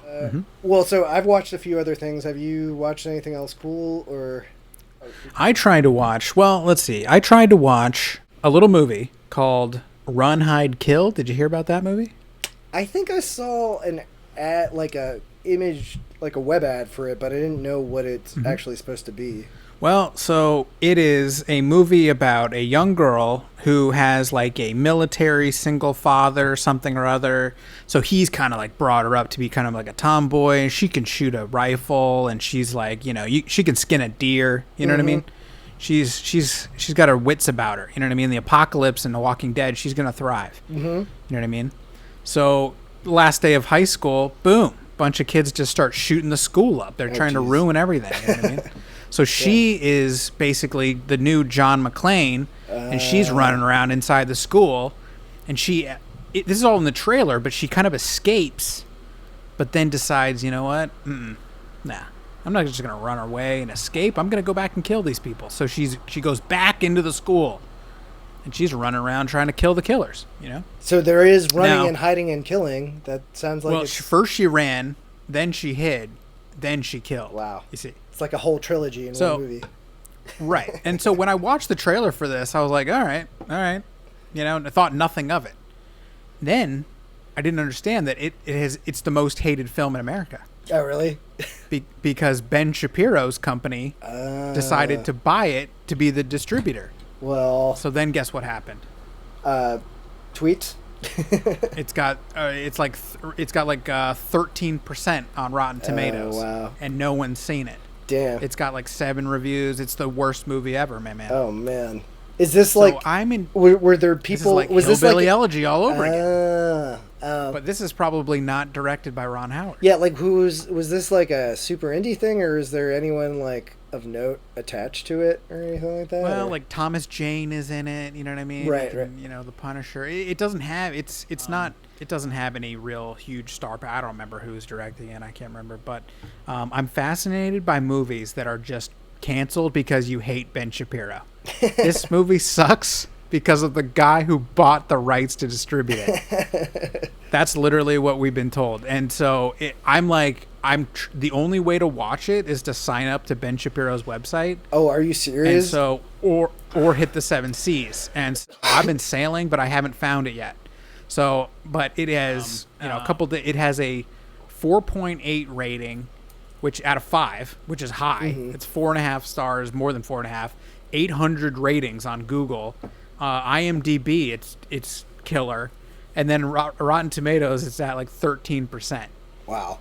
So I love these. Let's see. Oh, it's back up to, it's at 27% Rotten Tomatoes, 93% audience score. Oh, wow. So the critics not really happy with the Ben Shapiro movie. Right. So I'm always fascinated by these because I refuse to be told like this movie sucks because we don't like X some guy that's associated affiliated with it. Right. Yeah. So I'm gonna try to watch it. I'm gonna try to see if I can find it because it's just it looks like just a dumb weird action movie. Yeah. But I hate that people do that. You know what I mean? Because your job is to just tell me if this piece of artwork is good or bad or not. I don't. It's clear. Like, and you read the reviews. How horrible to make a movie about this. Well, The Hunt, they were like, yes, Right. hunting Trump voters at gunpoint is a really fun, timely, comedy. But this movie that Ben Shapiro bought is horrible because Ben Shapiro bought it. Like, I don't buy that. You know what I mean? Right. It's you gotta just call it, man. So I want to know. I want to know if this really sucks, or if it's good. It's probably just normal. But I love when people are like, no, do not watch this movie. It's horrible. It sucks. Uh-huh. I don't believe you. I don't believe you. I want to know. Does it really suck or not? Because they got on Hillbilly Elegy. You know what I mean? Yeah. That movie doesn't suck, but they murdered it, dude. They murdered it. Yeah, I mean, I feel... And I'm fascinated by how this all works, of when they all just collectively kind of decide. They just see the tide, they see the writing on the wall. Ooh, I'm not going to be the guy on Rotten Tomatoes that gave this a certified fresh. My career's not going to go in that direction. So I love these kinds of things. I just want to know if it actually sucks or not. Yeah, I mean, I could totally... Isn't there like another... there's some like Ryan... There was another movie. COVID movie where they were like... Oh, no, that's the one? Michael Bay one. The Songbird. Yes, they canceled that one. They were like, nope, this is horrible and untimely. Yeah. This is taking advantage of a pandemic. Don't watch this. It's horrible. Well, It's wild how they just do that. They just kind of just collectively agree that this is bad. Don't watch this movie. It's bad. yeah, I think... I mean, like the... Unfortunately, the school shootings are just like... it's... If I was making it... I don't know. There's certain subjects I'm just like... I would... Go ahead. I want to hear, what's your treatment for a school shooting movie? Let's hear it. My treatment is I wouldn't do it because there's certain things that I'm just like, I wouldn't touch these subjects with. I draw the line. Draw the line there. But just- like, you can make a tastefully done school shooting movie. Like, Well, they did that with like is it Elephant. Let's Talk About Kevin? What yeah, something yeah. we need to talk about, Kevin? Yeah, like, you can find ways to do it that are really interesting. and making a weird female Die Hard, I'll watch it. I don't know. Let's see. Yeah, I mean, I had no idea that that's what the movie was or any of those details, so this is all news to me. But yeah, that definitely does seem to track with like trends and shit like that have been around for lately. So okay, here's a review. It's hard to say what's more offensive, that Rankin is pissing into an overflowing reservoir of national pain, or that he's doing it so poorly. Just kidding. It's not hard at all. Snark from IndieWire. Yep. You know what I mean? Yeah. Here's Variety. What would you do? The film tastelessly needles its viewers throughout, presenting the brawniest, most impossible answer all the while. Yeah. It just feels fundamentally tasteless. Indeed, just plain wrong. You know what I mean? Like whenever they say, "Oh, this is horrible, tasteless," I'm like, "Ooh, I want to see it even more." I didn't care about this movie until you made me care about it. Right. You know what I mean?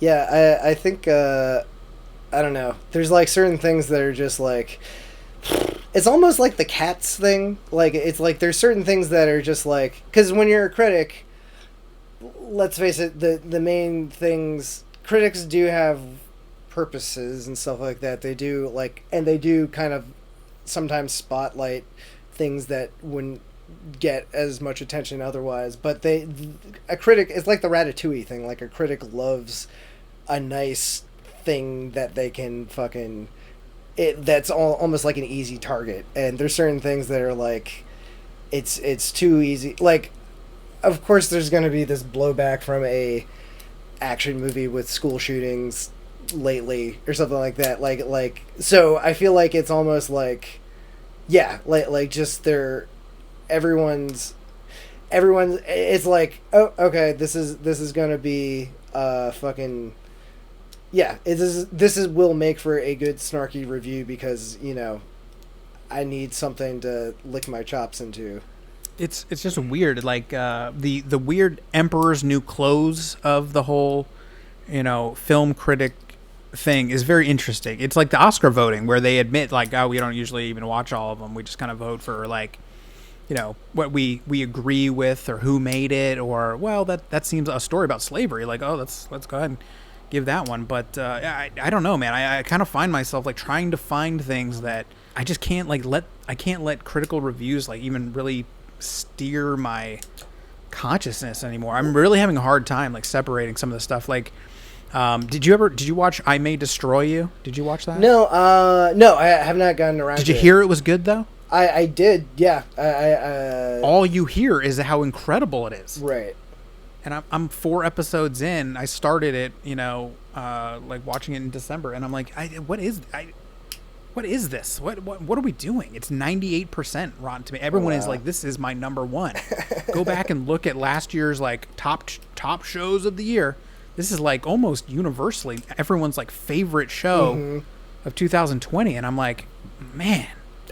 I don't. Is it worth keeping going? Like I'm literally watching a scene where she's pulling out her discarded period and like playing with it on a bed because she's like, oh yeah, look how lumpy it is. Like I'm like, yo man, I what are we doing?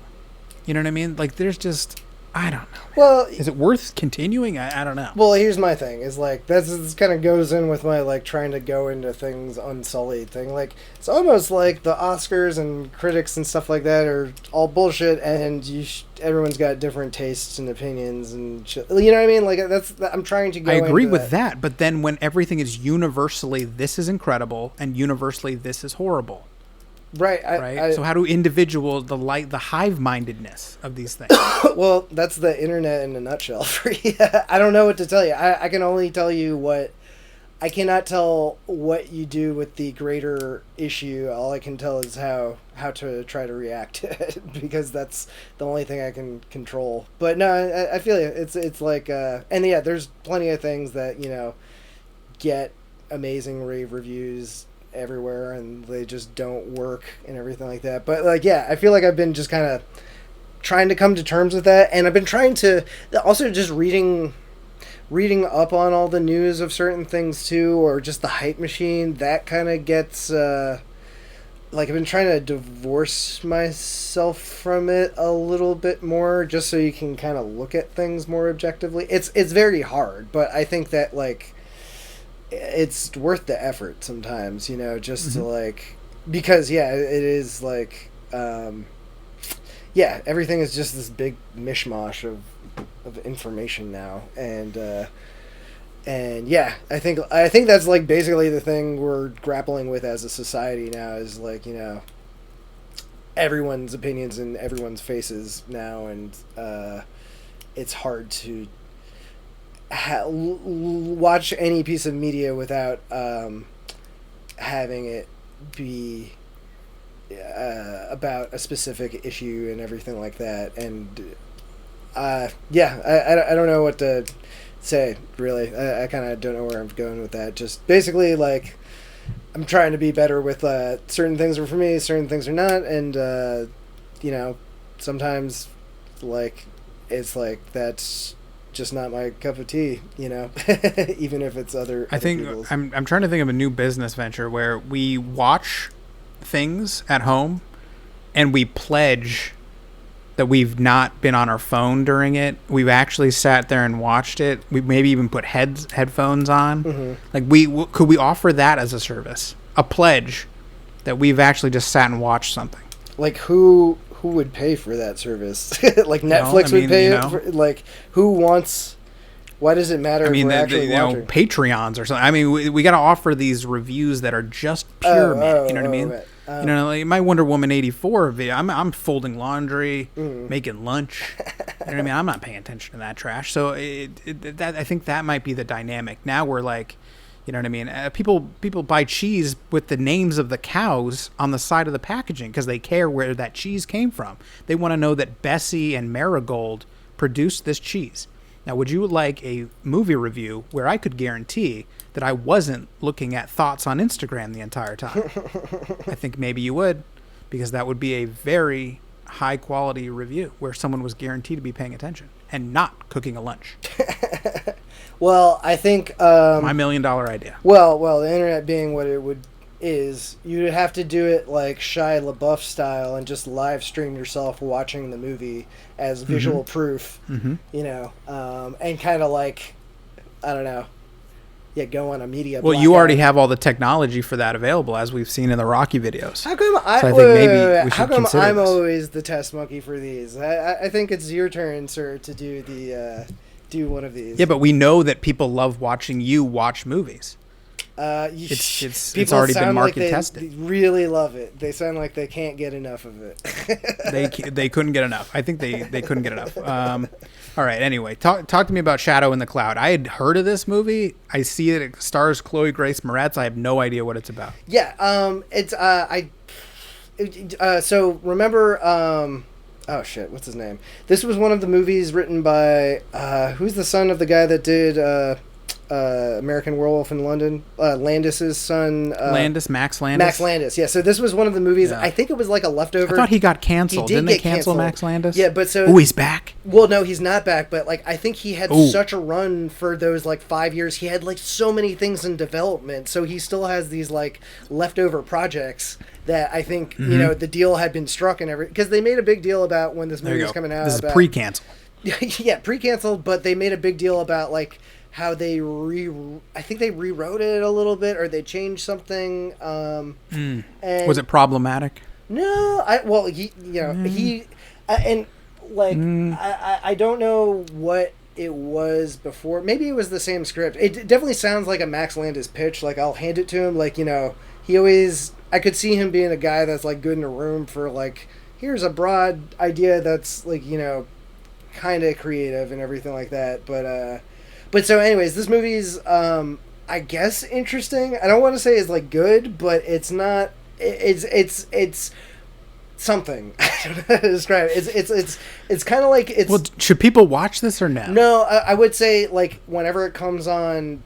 I don't even know if this is more like a Cinemax or a Showtime movie. You know, it's not HBO quality. This is a movie made by Redbox Films, so that should be a seal of quality, but it is totally like a Redbox type of movie, because it's like one of those movies that's kind of dumb, but you're interested enough in the premise to get you hooked. And yeah, so just to go into the movie, plot of the movie is Chloe Grace Moretz is a World War II pilot, and they make a big deal, like, yeah, there was this special, they did have these special occasions where they had like women pilots, and she's from New Zealand. They make a big point of like showing like, hey, we're not just like pulling this out of our asses or whatever, and basically it's she's got a package, it's that she's delivering, that she's got to deliver on this plane during World War II, and there's like 3 or 4 kind of like chauvinist pilots on the flight with them, and because they're kind of like, oh, who is this girl, what's in this bag, like she basically comes up to them and is like, hey, the commander gave me these like orders that I have to deliver this package, I can't tell you any more information, but I need to get on this flight now. So they're like, okay, cool, you can sit in the bubble gunner thing, like you know, like in Star Wars, the it's like that bubble with like turrets on it. Yeah, it's like a clear dome with the machine guns hanging out of it. Yeah, so she's like a tail gunner. And yeah, like I imagine, you know, George Lucas got that from this real thing from World War II. But so basically, they tell her to go sit in this bubble, and the thing I wasn't expecting is like half the movie takes place in that bubble. It's kind of like Pontypool, or even The Vast of Night, where I was like, oh, it's kind of like parts of the movie are almost like a radio play. Like it's just Chloe Grace Moretz sitting in this bubble talking to the other pilots,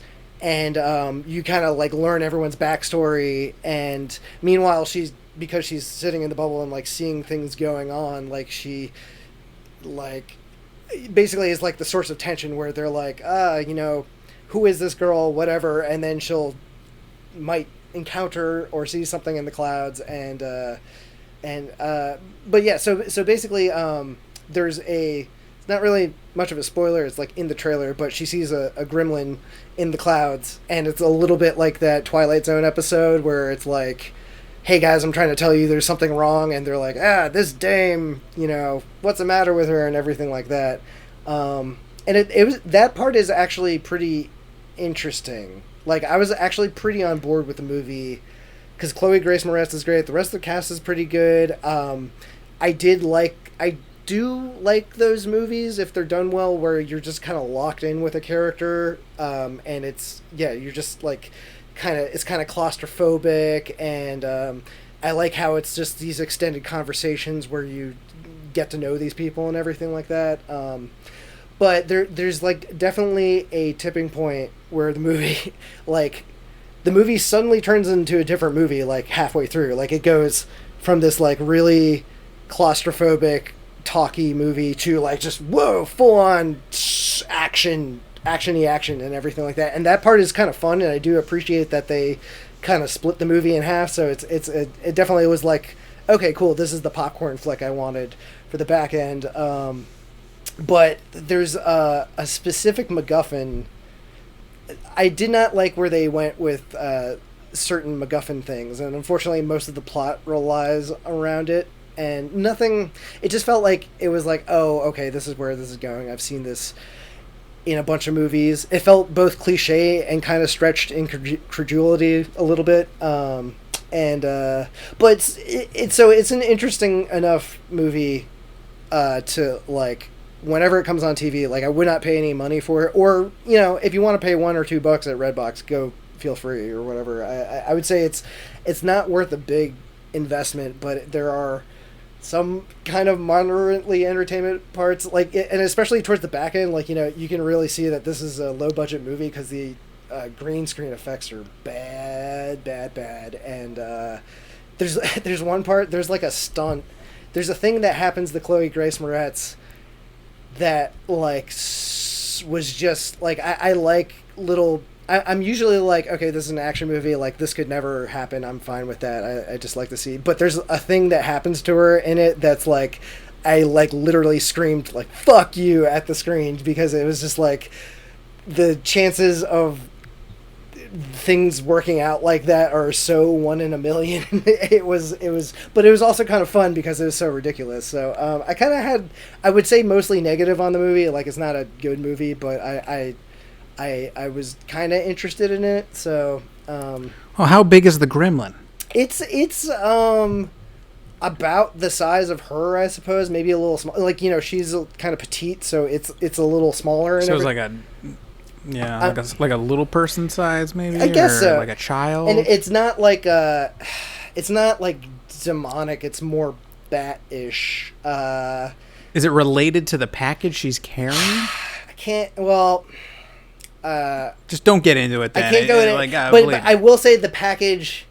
It pissed me off. The package was the MacGuffin. Like, I love the setup of the package, obviously. and she's carrying it's a great setup, and I like, my mind kept on going to like all these different ways they could go into it, and the thing that they have in it is just like, oh, okay, this is lame. And the thing is, like, I wished it tied into the gremlin element a little bit more. Like, I wish the gremlins a little thematically, like, random. Like, they have this cool little prologue that's like one of those 1940s, watch out for gremlins, kids, we need to get that to crush the Kaiser, and like one of those educational. Wait, is this a hold on a second, you just hold on, is this a parallel universe where gremlins are widely accepted and known about? Well, no, but it's like the thing that like in the first Gremlins, the guy said, like, the Gremlins were always that thing that were kind of like a joke or a rumor that, like, during World War II, they were the cause of, like,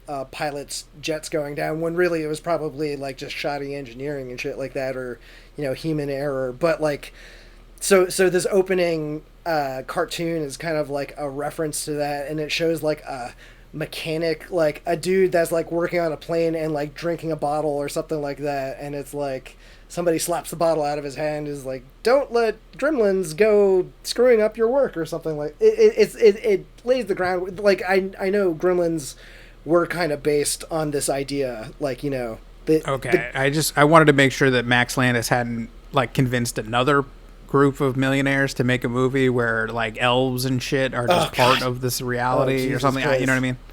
Aren't you excited for Bright 2? Are they ever going to do that bullshit? Is that happening? No, I don't know. I hope not. Yeah, I don't think so. But yeah, so moderately interesting, but mostly disappointing. I got another movie I saw this week that kind of fell into that category too. Let's go for it. All right, so it's also kind of on the kind of on the feminist movie tip that usually my jam. Like, I love these sort of especially like feminist revenge movies and everything like that. So the movie is Promising Young Woman.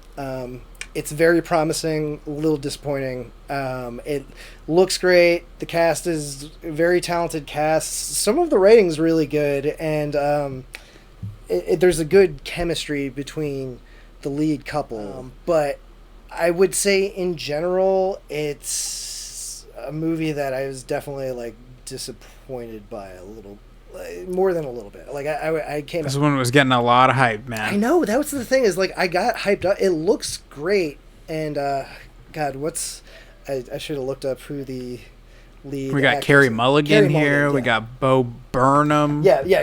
We got both of Alison them are great. Brie. Alison Brie's pretty good. Yeah. And then what's his name? McNasty, or what was his name? McLovin. McLovin from. He's in that. Yeah. From He's on Superbad. here. Yeah, there's like a really good cast, and it's a good concept. Let me see. It's basically, if you haven't seen the trailer, Carey Mulligan is she's a woman in her 30s. She still lives with her parents. She used to be a promising young woman in college. She was in medical school. She was like top of her class, and something traumatic happened in her life that kind of stunted everything, and now she spends every weekend getting drunk or pretending to be drunk and going out to clubs and waiting for a quote-unquote nice guy to try to take her home, and then she gets revenge on them. But I guess my big issue with the movie is, like, felt like there's no catharsis in the movie. Like, I was really disappointed they cheap out on the punishment of the dudes. There's like there's a lot of build up to what she does to like get these guys at the clubs and everything like that, but I wasn't even sure what was happening to all these guys in the movie. I think even when the movie ended, I was like, wait, was she killing these guys, or did she just like she might have like not, they don't really show you the aftermath of like what happens whenever she takes these guys home, and it's kind of implied because she has medical, you don't get a lot of closure and stuff. Well, no, it's like you don't even, like, I want to see like carve a fucking, you know, like give him a scar or something, like you don't even have to kill him or whatever, but it felt like that part, you know, the little bit of bloodlust in me, like I want a little bit of that for my thriller. I don't need it to be all blood and gore, but you know, I wanted a little bit of that because I wanted the character to have the catharsis, because you know, I did feel for the character, and you could say that, you know, the lack of catharsis could be intentional. That could be part of the message, especially when it comes into towards the end of the movie, which is a whole nother thing that I can't get into. But yeah, the ending goes weird directions, and and also it's like one of those things where you know, I'm totally for movies where like every male character is a piece of shit, but like it was all a little too on the nose. It felt a little too. It's a very angry movie, and it's you know, it feels like, you know, this is like somebody like just pouring their anger out on the page, and I liked that energy, but it also felt like after the first half an hour, I was kind of like, okay, I get what you're saying. Like, what else are you giving me here a little bit? And but yeah, that's the thing, is like mostly I felt like this movie's supposed to be like empowering Carey Mulligan, but it kind of felt like it was doing the opposite, because there's a lot of scenes where she's like kind of helpless and she gets like fucked over a lot and everything like that. So yeah, I don't know. This is weird. Oh, sorry. No, yeah, but this is from the woman who did like Killing Eve or something. Mm-hmm. She was like one of the head writers on Killing Eve, or the director. Right? And I've only seen a few episodes of Killing Eve, but that seems like a great show. And you would like Killing Eve, yeah, it's great. And you know, the writing in this is still good. I think it just, I almost wish like there was like I don't know, like another writer to you know, maybe like having that writer's room is like a good balance or something like that. But I just felt like I kind of was starting to get bored with it after a while, a little bit. But so not to be too negative on it, the good parts of it, like some of the schemes, the better parts of it is like how she goes about concocting her revenges. Like there are some ways that I particularly like. There's who's the mom from what's that football show, Friday Night Lights? The mom from the redhead. Yeah. Man, I'm trying to. Yeah, I know who you're talking about, but I can't remember. She's basically like the dean of it. I guess the dean at the college where this bad thing that happened to Carey Mulligan was attending, and I really like her way of getting revenge on her in particular. It's actually pretty. Some of that stuff is pretty good. But yeah, I just wish it was evened out. Like, I kept on wanting to like the movie. And the other thing is, you know, on top of the cast being great, or pretty good, it's beautifully shot. Like, I really love the way it's shot. It's kind of almost, you know, speaking of Carey Mulligan, it's almost a little bit like that Drive color palette, like a tiny bit, like where there's certain shots that are very showy. Like, there's this one shot where it's like her and Bo Burnham are just like having a conversation at her work, and then it like randomly cuts to a single on her face, and it's like the decorations behind her on the wall like make her look like she's framed like the Virgin Mary in like one of those like, you know, classical Renaissance. It's so showy that it's like kind of like, it almost takes me out of it a little bit sometimes, you know what I mean? Mm-hmm. And then there's like other scenes that I didn't quite get, where it's like there's this montage in the opening that shows like Carey Mulligan kind of doing her bar thing, and it ends with this shot of her walking down the street in slow motion and holding. It's a fucking awesome shot where she's holding like some sort of pastry that's got like jam in it, and the jam is like dripping down her wrist, so it kind of looks like blood and everything like that. I was like, okay, cool, this is an awesome shot. And then she's immediately, as she's walking down the street, there's a bunch of construction workers catcalling her. And so she like just kind of turns and stares at them, and then like I think behind her the construction, there's like a forklift or something like that, like that's demolishing a wall, and it's a really cool shot. It's basically she stands there and stares at the construction workers, and then like after like 10 seconds the construction workers kind of like feel ashamed and then like walk away. But it's weird. It felt like the movie was like, ha, she showed them. And it's like, no, wait, she just stood there and stared at them. Like the movie kept on feeling like it was communicating like, isn't that so badass what she did there? And like, I wanted more revenge for her. I don't know how else to put it. I felt like they went, and once again, once you go deeper into the movie, that could be the point, I suppose, a little bit, but it did kind of take some of the fun away from me for it. So I don't know, maybe I'll give it another watch sometime, and like kind of with my expectations readjusted, I might like it more, because I want to like it, but I was kind of disappointed in this one, unfortunately. It didn't go like Hard Candy or Audition style. No, I that's the kind of what Hard Candy is a good example. Like that's kind of what I was hoping for. And, like I wanted, like, not just, like, gore and stuff like that, but, like, a good, like Hard Candy, for example, is a good movie that has a nice, good dialogue scenes about its subject matter. Whereas this movie felt like it's a lot of scenes of Carey Mulligan going to different characters and kind of getting the same thing over and over again with different characters. Yeah, I would say overall it's a negative. It's another one that's like, it's probably worth it if it comes on Netflix or whatever. But I wouldn't rush to see it in the theaters. Unfortunately, I wanted to like it, but did not really click for me for some reason. I got one more movie.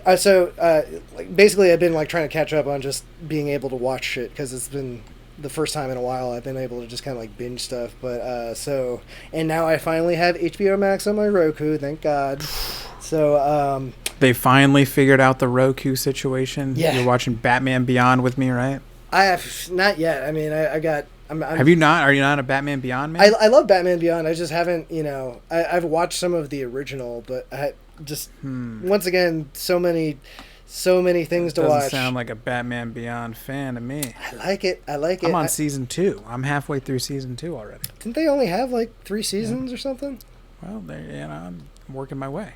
Well, you'll be prepped when all of the live-action Batman Beyond movies come. That's what people are like. Here we go. Finally, Batman Beyond will be rediscovered by a new generation. The live action is inevitable, and I've long thought that Batman Beyond is it's really my favorite Batman, because what he really is, he's a Batman Spider-Man. you get the best of kind of that like teenage angst, like, oh man, I got to do my homework, but I also got to like go fight Dr. Octopus, but I'm Batman. You know, he's like he's Batman point. with the suit and the superpowers that kind of come along with it, but he's not a billionaire. You know what I mean? He doesn't have the training. He's just a kid. Right. He's not the world's greatest detective. He's not a black belt in jiu-jitsu. But, you know what I mean? He didn't grow up training and by Raja Ghul and all that shit. You know what I mean? He's just Terry McGinnis. Well, he's just trying to run around. On top of that, you get the the cyberpunky stuff that you can kind of go Iron Man with. He's always getting new tech and gadgets to play with and everything like that. And I really love Bruce Wayne in that show. Like just him with the 2 dogs, like being a curmudgeon-y asshole who's always about to have a heart attack. Like it's very Dark Knight Returns kind of. But yeah, if Michael Keaton's playing that, I'm very excited to see that take on that character. That would be great. Who would you like to see as the young Terry McGinnis? I, dude, I honestly don't even know. Come I on, don't you know a who's lot of not hot been. young dudes, I right? guess Come on, like, was the open Call that Me by Your Rolodex. Name guy? Isn't he? Ooh, Probably. Timothy Yeah, Chalamet. yeah. Isn't he probably the He, first on everyone's list? he's not big enough for that. I don't I think. don't know, man. They're gonna go find some strapping young You need a water polo dude yeah. out here or They're something. gonna be British probably. You gotta get them. You gotta farm all of your fucking gravitas having actors from Britain. I don't know why. They'll find. Is there another Hemsworth? They'll find somebody. Probably. I feel like they're growing them in a lab somewhere or something like that. But yeah, I think they'll, if they make it really cool, funky cyberpunk, like the comics, man. Like I never really got into the Batman Beyond comics as much. I hated the whole like clone of Bruce Wayne's son of whatever, like weird directions that the comic takes and everything. Is that in the show? I'm trying to. I don't know. I didn't like that dynamic. Yeah. Just gotta just let the let it be like a kid. I hated this whole like, oh, you're a Skywalker, aren't you? Like, blah, blah, just let him be a kid. Just let kids be kids, especially Bat kids. But it's great because he's like, he has his girlfriend Dana that he's constantly like, she's like, what are you doing? You're blowing me off. We were gonna go get chili together, and meanwhile he's getting the shit kicked out of him by some robot sludge monster. You know what I mean? Yeah, yeah. It definitely seemed like I was surprised that jocks are like still like pretty much the same in the future though. Like everyone like looks kind of like has weird fashions and everything like that, but you still got the dude with the letter jacket that like looks like he's from like the 60s or something like that. Yeah, what's great about Batman Beyond is that they made it in like 99, but it's futuristic, but they clearly didn't. It's like, yeah, we have flying cars, but we don't have cell phones. Oh yeah, yeah. And so many of his like relationship problems could have quickly be solved with a text. Like, hey, sorry, I'm hung up at work. And then she's like, where have you been? I haven't been able to. I've been trying to call you. Been trying to like, reach you on the video phone all day. Yeah, like I was, but it's like they have a phone. Yeah. I was watching one last night. His little brother, like it's just a cordless phone. Wow. He just rips it out of his hand. Like, I'm getting the phone. I'm like 5. I'm answering the phone like a big boy. You know what I mean? It's like, holy shit, wow, they really didn't see that far ahead in the future. Yeah, they got the flying cars, but they didn't get were, cell phones for teenagers. Like cell phones were a big thing even in 97, you know what I mean? Like granted, like, not everyone had them, but like I guess. But like it adorably kind of harkens back to like mom left a note on the fridge, right. And it's 2028 or whatever year it is. Or, I mean, even at this point, it's like, oh look, I'm reading this magazine, not on a website or on an iPad or something like that, But yeah, they're like, oh, I'm on the train. You're reading a paper, and these street toughs are give me the business. Yeah, but I kind of like that, like I feel like that's the thing is like, cell phones, even though they're like great inventions, they're a pain in the ass when it comes to like getting rid of it is plot like a holes. utopia to watch, what we could have without all the cell phones.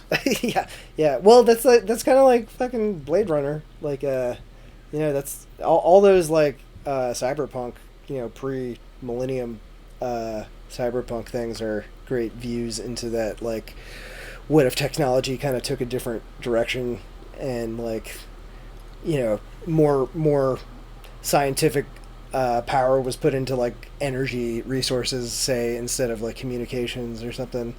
But yeah, it's very interesting to see how. So what did you see on HBO Max? What were you before we went on the Batman Beyond? Right.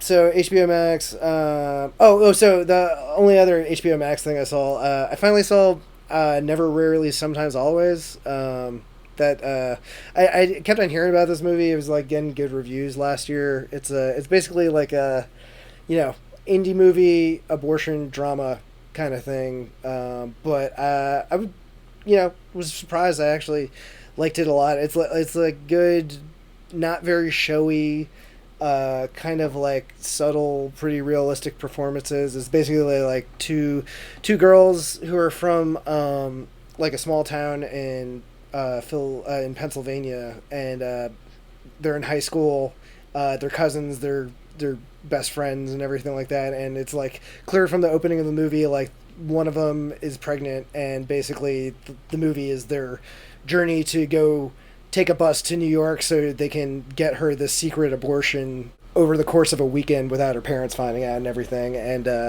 yeah, I was like, it felt very like the performances and the way it's shot and everything. It feels very real. Like I like,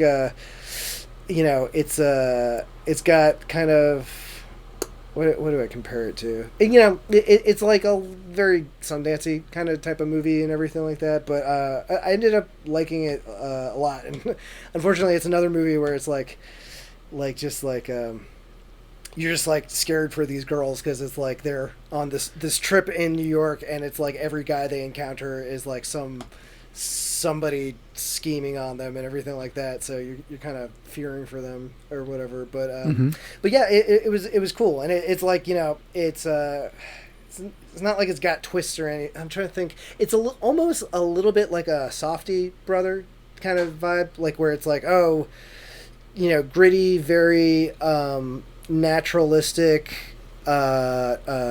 New York, like shot on film. It's got a little bit of that same sort of like very film grainy look and everything like that.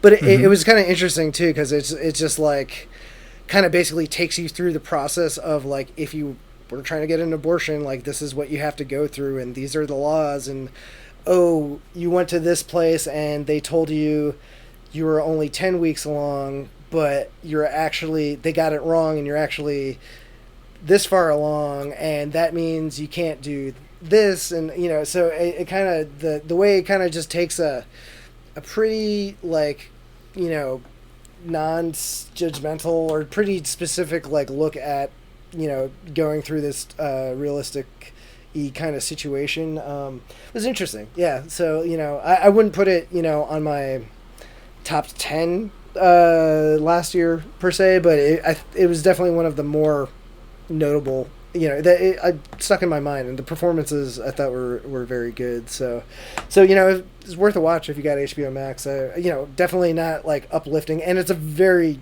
quiet movie. Yeah, waiting for the uplifting abortion movie, right? Well, I can't keep all my abortion movies straight because what is the other one, Unpregnant, where it's like a road trip abortion movie? Oh, two girls are like, oh, we gotta.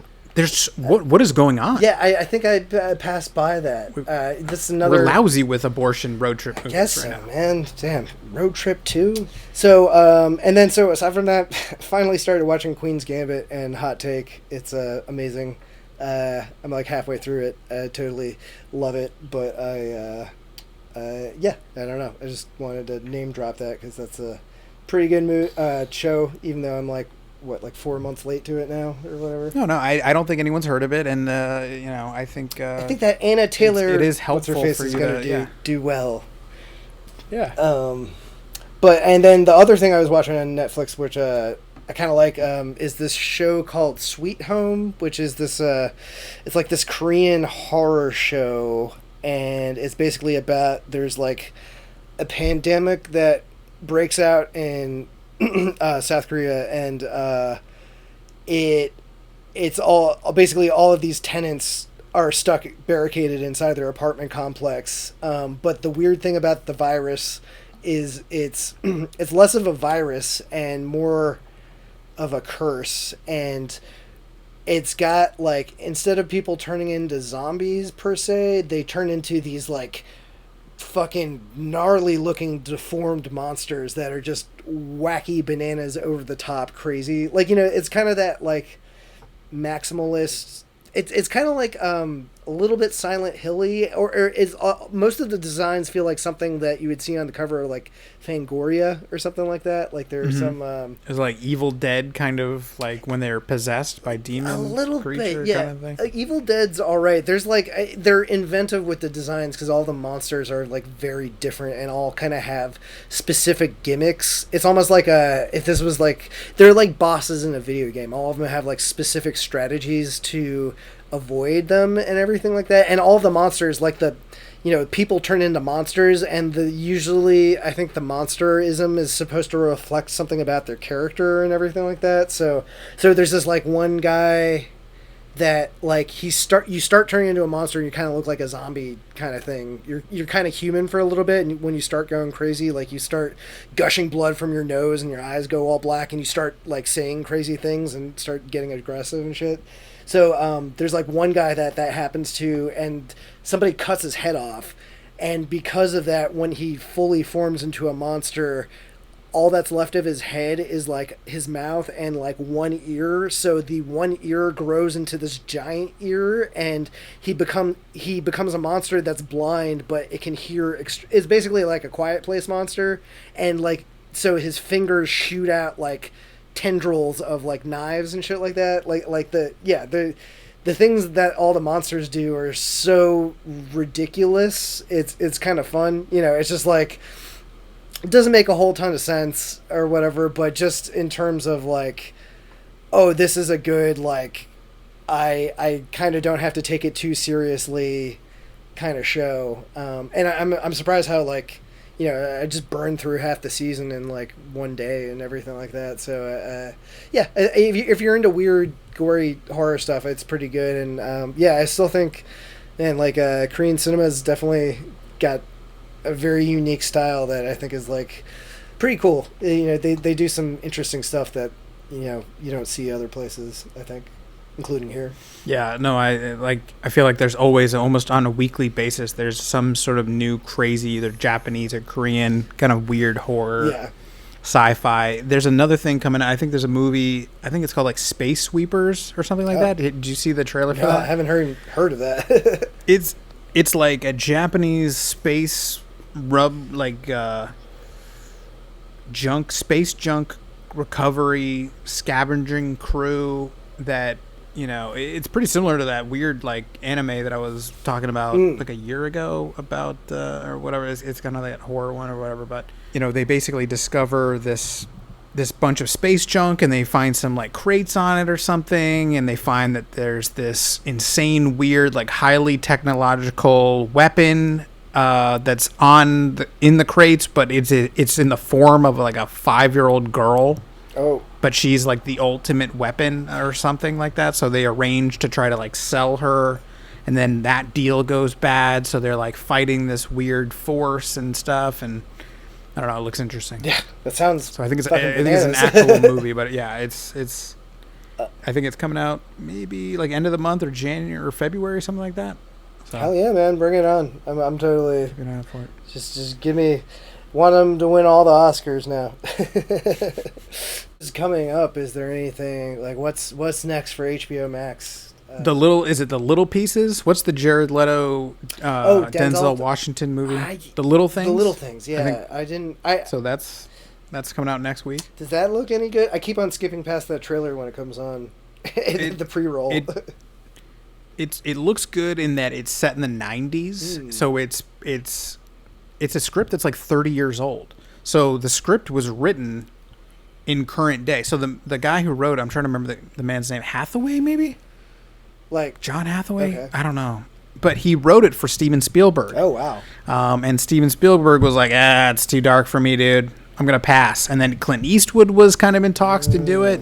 And then it just never did anything, really. It kind of sat on the back burner. So this thing's been ready for 30 years, so it's written in present day, but it sat on the shelf. So when they wanted to make the movie, they decided, hey, let's just keep the time period because obviously it affects the plot. It's detective work and crime solving. So you can't just shift it 30 years in the future and right.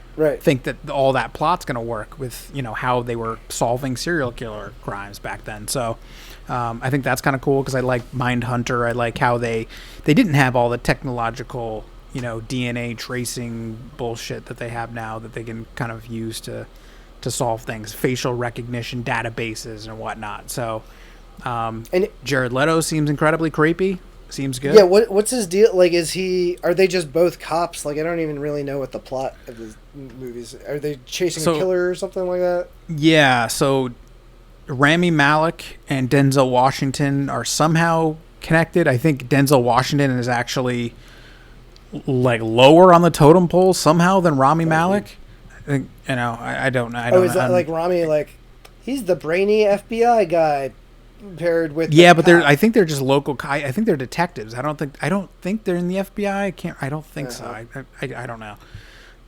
And then Jared Leto plays kind of a creepy drifter who, by all accounts, seems to be he's the main suspect, but he's kind of like taunting and fucking with the detectives, you know, and kind of teasing them that, you know, like he's kind of one step ahead of them, but in a weird, creepy, kind of eerily weird way where you don't think he's capable of doing what he's doing and getting away with it, but somehow is. Mm-hmm.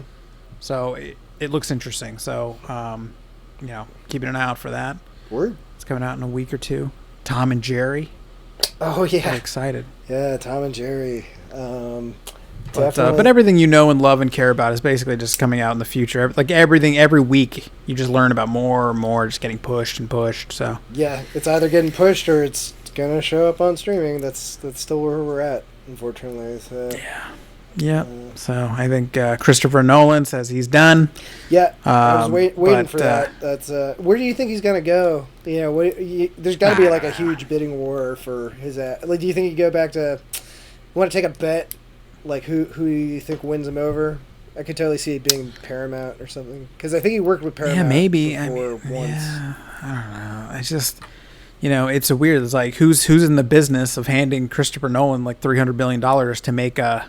maybe. Yeah, I think, you know, the whole Tenet fiasco will probably... You know, that's like the kind of combo breaker as far, you know, once again is out of his hands, and the movie is still a success and everything like that, but just in terms of like, oh, this isn't immediately on one of those highest grossing films of all time because, you know, it's the industry died this year. But I, you know, people will still, his name still has such clout, and I think I still think even though like everyone's confused as fuck by Tenet, like it wasn't, I think, a net negative for him. So it would be cool to see him. I think we talked about this before. I would be interested to see him like kind of like try one that you scale back a little bit, or you know, he's got to do a Prestige or something. Yeah. Like kind of like what's it like? Sometimes you get more creative with the more limitations you give yourself. Like I think he gives himself cool limitations in like the plots of his movies, which are willing to go anywhere, but he's always good with rules. But I would like to see him like apply those same sets of rules to like a little bit more intimate picture, like just not even like intimate really, but like just something that's like less than $200 million or $150 million, you know, make it something that's like you know, it doesn't even need to be super popcorny. It'd be cool to see him do like kind of go back to his indie roots a bit, but you know, who knows. I still think he's too big to really do that anytime soon. We'll have to see, I guess. Well, yeah, I think that's just the way it's going to be for a while. AT&T, you know, they've got a movie studio, they've got a distribution outlet with HBO Max and HBO and everything. So I think they're like, well, why would we continue to give theaters money and take chances and hope that people go to a movie theater when we could just put it in people's homes for a standard monthly fee, whether you watch this movie or not, we still get paid. Mm-hmm. You know, that's a pretty solid, you know, business strategy.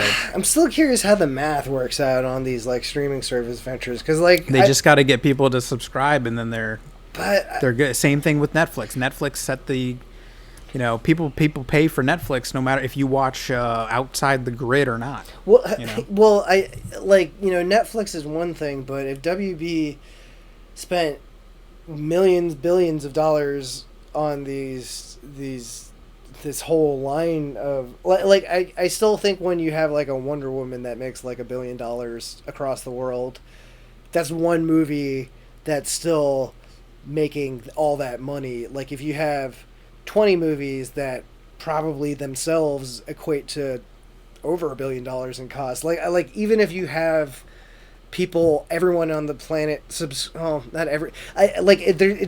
it feels like you hit a certain point of maximum saturation of the market where like I don't understand how like Disney or HBO Max or anything is like turning more of a profit from just having it go directly to streaming than in theaters. Like I'm talking about like post pandemic and everything like that. Like if they continue this model when theaters open back up, and I feel like, you know, there will be some demand for theaters when they open back up. It probably won't be as strong as it was for a long while, but people will have missed something like that for a while that they'll want to go check it out. So but you know, I totally agree. I could totally see them sticking to the streaming service model, because that seems like what they're going all in on. But like, you know, I'm just curious, like how much of a cut does HBO Max get from streaming everything in-house versus, say,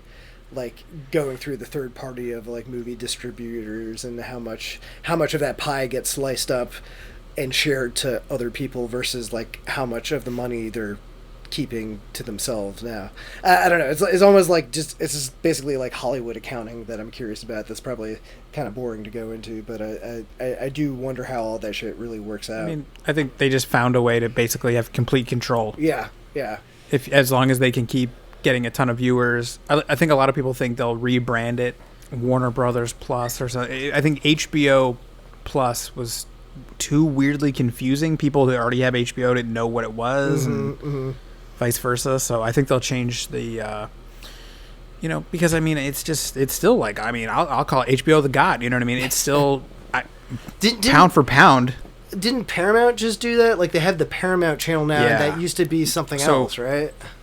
So CBS Plus, or what is CBS's? CBS All Access. All Access. They're rebranding it as Paramount Plus. Because they were like, oh shit. There's two. Okay, without naming specifically, I work for a company that's Plus, and like, there's too many pluses out there. I wish they would kind of. I actually liked HBO Max just because it was like a different adjective. You know, like I feel like there's too many. It's a little samey. Well, it could be Warner Brothers Max or something. Totally. Okay, yeah, Warner Brothers AT&T Max. That might be. But does that mean like HBO will? The idea of HBO will kind of go away a little bit because it's because it's such a brand that they want to keep. But I think people didn't understand what are the difference between the offerings, because there was HBO Go, HBO Max, HBO Now, right? HBO. And like, what are these? What do I need? Do I have this because I don't have that? Like, how is this better? Why should I subscribe to this? Right. Yeah. What is the value add? They didn't understand. They didn't market it well. It's too confusing. Yeah, it definitely seemed like their rollout was like a clusterfuck. I could understand because like I feel like with the way things were developing, they were like, okay, I think it was probably a shoddy rollout, but they also realized, like, you know, if they struck while the iron was hot and like made this HBO Max thing work during the pandemic, then, you know, then they would be set because you have a literal captive audience or whatever. But it's definitely led to some crazy shakeups. Definitely looking forward to all those summer movies coming in this year. Well, there you go. A lot of stuff to think about, to watch, check out. I hope you guys enjoyed it. We appreciate you guys hanging out with us, listening to us complain about we're overburdened. We're lousy with all this insane content, but you know, nevertheless, we'll find places to poke it apart and complain and praise it if we can. But thank you guys so much for hanging out with us. We appreciate it. Keep an eye out for segments as they come out. I think Nick just put together his list of top 10 TV shows to check out, so that's coming out soon. But yeah, as we said, we'll probably check out The Little Things when it comes out in about a week or two. Check out thedisorderly.com. Follow us on Twitter, Facebook, like, share, subscribe. I'll never tell you to hit the bell icon because I don't really know the whole effectiveness of the bell icon. But if you want to hit that bell icon, I hate that. When I watch people and they're just begging you for it, hit the bell icon for me. Do me a favor, hit that bell icon. I'll ask you to subscribe. I'll ask you to like, but I would never be audacious enough to really beg you to hit the bell icon. You don't want people to be like, ring my bell, you know? It's too much. And I know the graphic we use, it has the bell icon and it rings and it jingles. Yeah. That's as much as I'll do. I'll put it out in the ether for you guys if you want to hit that little bell icon and subscribe. I appreciate it, but I don't need you to be alerted to like, hey, stop what you're doing. Dave and Volpe are talking about WandaVision. No. And how much it sucks. The world needs to know this, Dave. The world needs to know what we think about WandaVision.